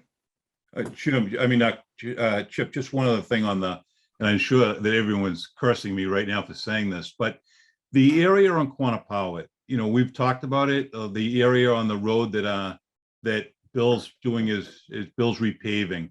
That area that we could underground that, and in some cases, we could put the burden on the contractor because all the work that's going on. So, you know, it's things like that. Foundry was a good example of Vinny working with a developer and dead ending pipes to continue so that future undergrounding will work out perfect. It's laid out to be successful for that as it develops. So we can really, if we're in early and we talk more, then I think we can get a lot more of that infrastructure underground when it's appropriate at the developer's cost, you know, to help us out. So nothing the matter with that. No. Yeah, it benefits the town, it benefits everybody. So Dave, to your point, I don't think you're behind the 8 ball a whole lot on Quantapowhat because it's still developing, you know, I do think that it will go forward, but it's still developing, and they're getting to the final stages of architectural, but I'm sure they're still working on a lot of the engineering stuff. Yeah, oh, good. So, yeah, I was just going to say, I don't know that it's too late if can be additional conversations that, you know, Bill's been part of and you can be part of. I don't know that we're at a point where we say we're done or that, you know, that horse has left the barn, right? So I don't think so. That's good to hear. Yeah. So, I mean, if you need us to help facilitate any conversation or you just want to reach out, you know. I would just keep pushing them on the same goals that we just talked about as they keep coming back towards you. Make sure, you know, you're working with the light department on that. Our goals in this area are to get it all underground, get it, you know, all those things that we talked about. Yep. Well, ultimately, the win on that project is that everything from Colonel Conley Park, we undergrounded the corner Colonel Conley Park, but now, you know, as that project's built, that whole section needs to go underground. So. Well, you know, I look at it that these developers are asking for us to give them a break or something else, basically, that they should be giving the town a break, basically, by doing infrastructure work.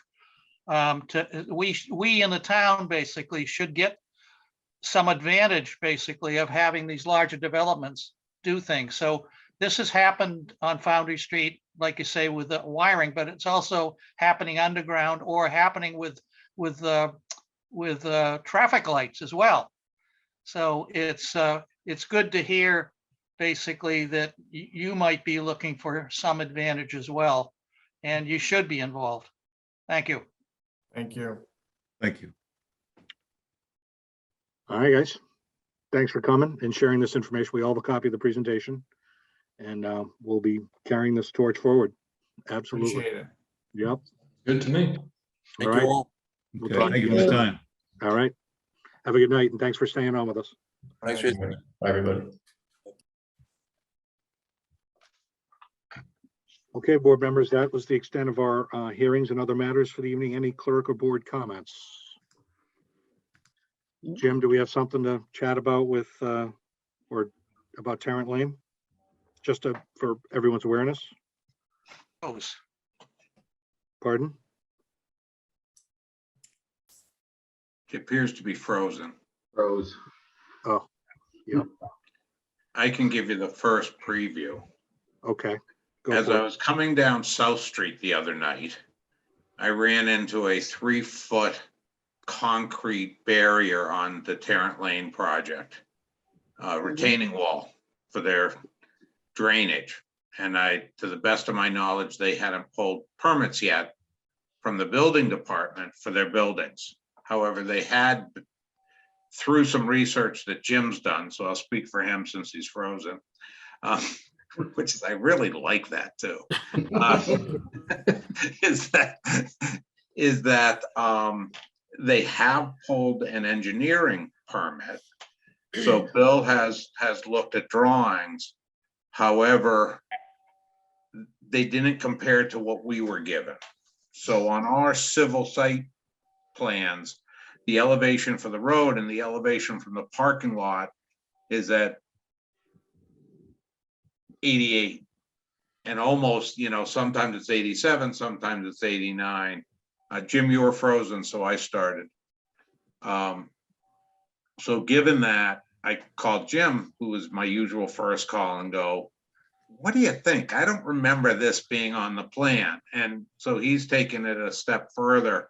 And the retaining wall for the drainage is not on the plan.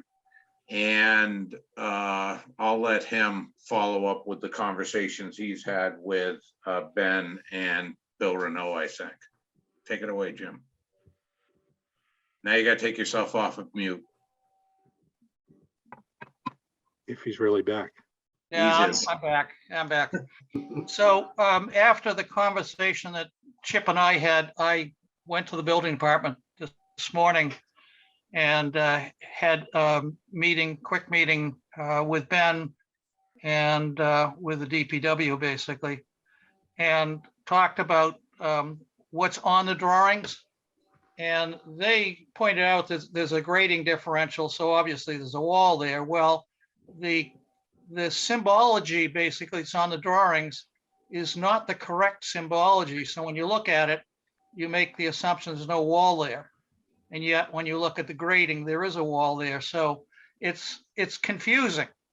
And the other part of it, and Chip and I had this conversation a month or more ago, basically about the work they're doing on site. And when I talked to Ben this morning, he says, well, they're only moving or excavating basically and doing blasting. Well, it turns out they're doing a hell of a lot more than that. They've actually got drawings or basically got approval to put drainage in and then bed it all over basically. And that's why the wall's shown up, because they have to raise the grade for some of this. So anyway, the big problem here in my mind is normally when I go to the building department to sign off, every drawing is there and I'm signing off a whole package. What they've released basically is a site drawing and it's gone directly to DBW without my review at all. Basically, so I didn't pick up anything because I haven't seen anything. I haven't seen what the contract drawings or the construction drawings are. So I think somehow or other that's when they release the drawings partially, there's something that might slide through. And this is one of those things that slid through. And we might have picked it up a little bit earlier, but it does appear, even though the symbology is off, it does appear that there is some sort of retaining wall there. The landscape indicates there's a railing on top of that same wall as well. But it looks more like a cast concrete wall. Well, what's out there is basically one of these imitation granite type of walls or block walls, basically. So I just know that if we had understood, I remember the conversations about site that the parking lot was gonna be at the same grade as the street. And we talked about street trees and sidewalks. And none of that's allowed with what they've built. I just don't believe that what they've built was at all represented on the site civil plans that we approved. It might be on the plans that Bill approved, but not on what we approved. Well, in my record, basically for all the documents basically that were approved, and part of the approved documents, basically, it is shown in there. Not As a clearly. retaining wall? Yes, not clearly and not delineated in the right way, but it's there. So with what you sent me today, I would tend to argue with you on that. Well, you can, of course. So what's the net of this, guys? I mean, it's getting late. So is the net? The net is that I think we have a huge problem. No, they may have to come back and say, look, you're building something different than we approved. We got to have a But conversation. how do we get there, Dave? How do we get there? And why is it on us to figure this out, not the town departments? There's no plans yet. Right, so how can they be building anything? There is a set of plans that haven't been approved by us, though. No, but you said, all right, so Gail just said there are no plans. You're saying they had partial plans. They're at the They must have DPW.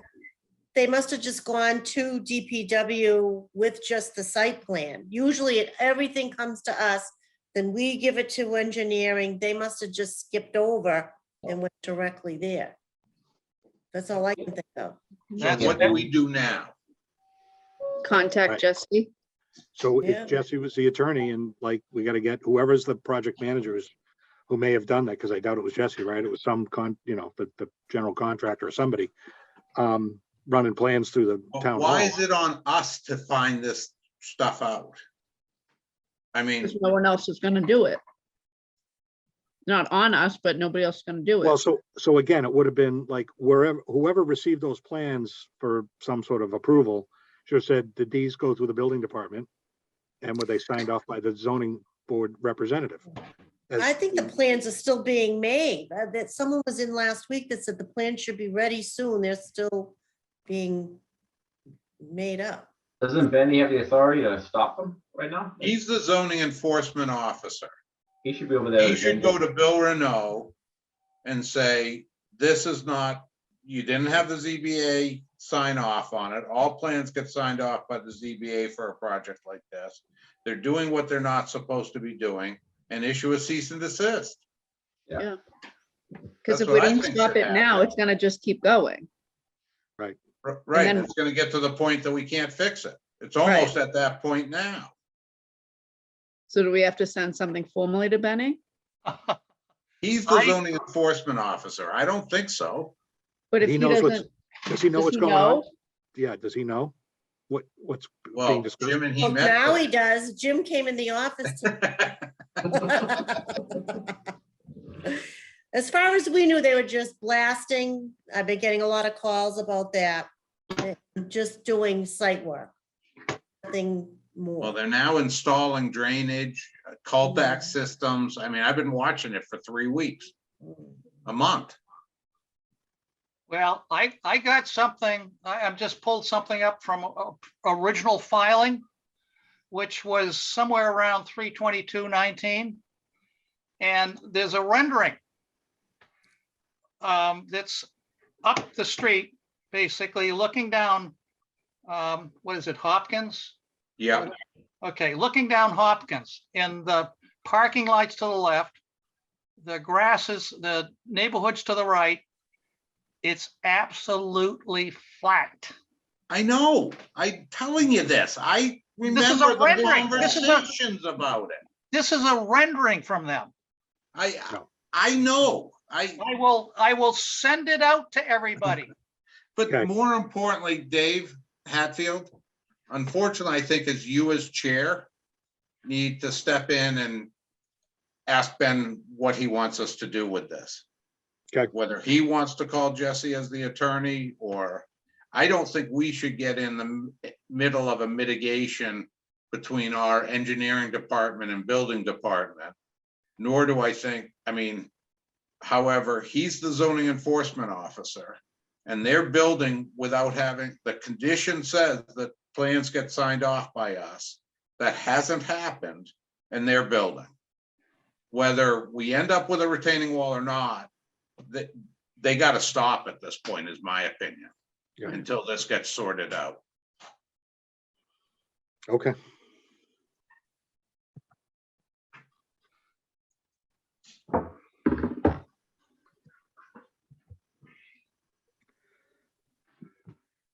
All right. Action taken.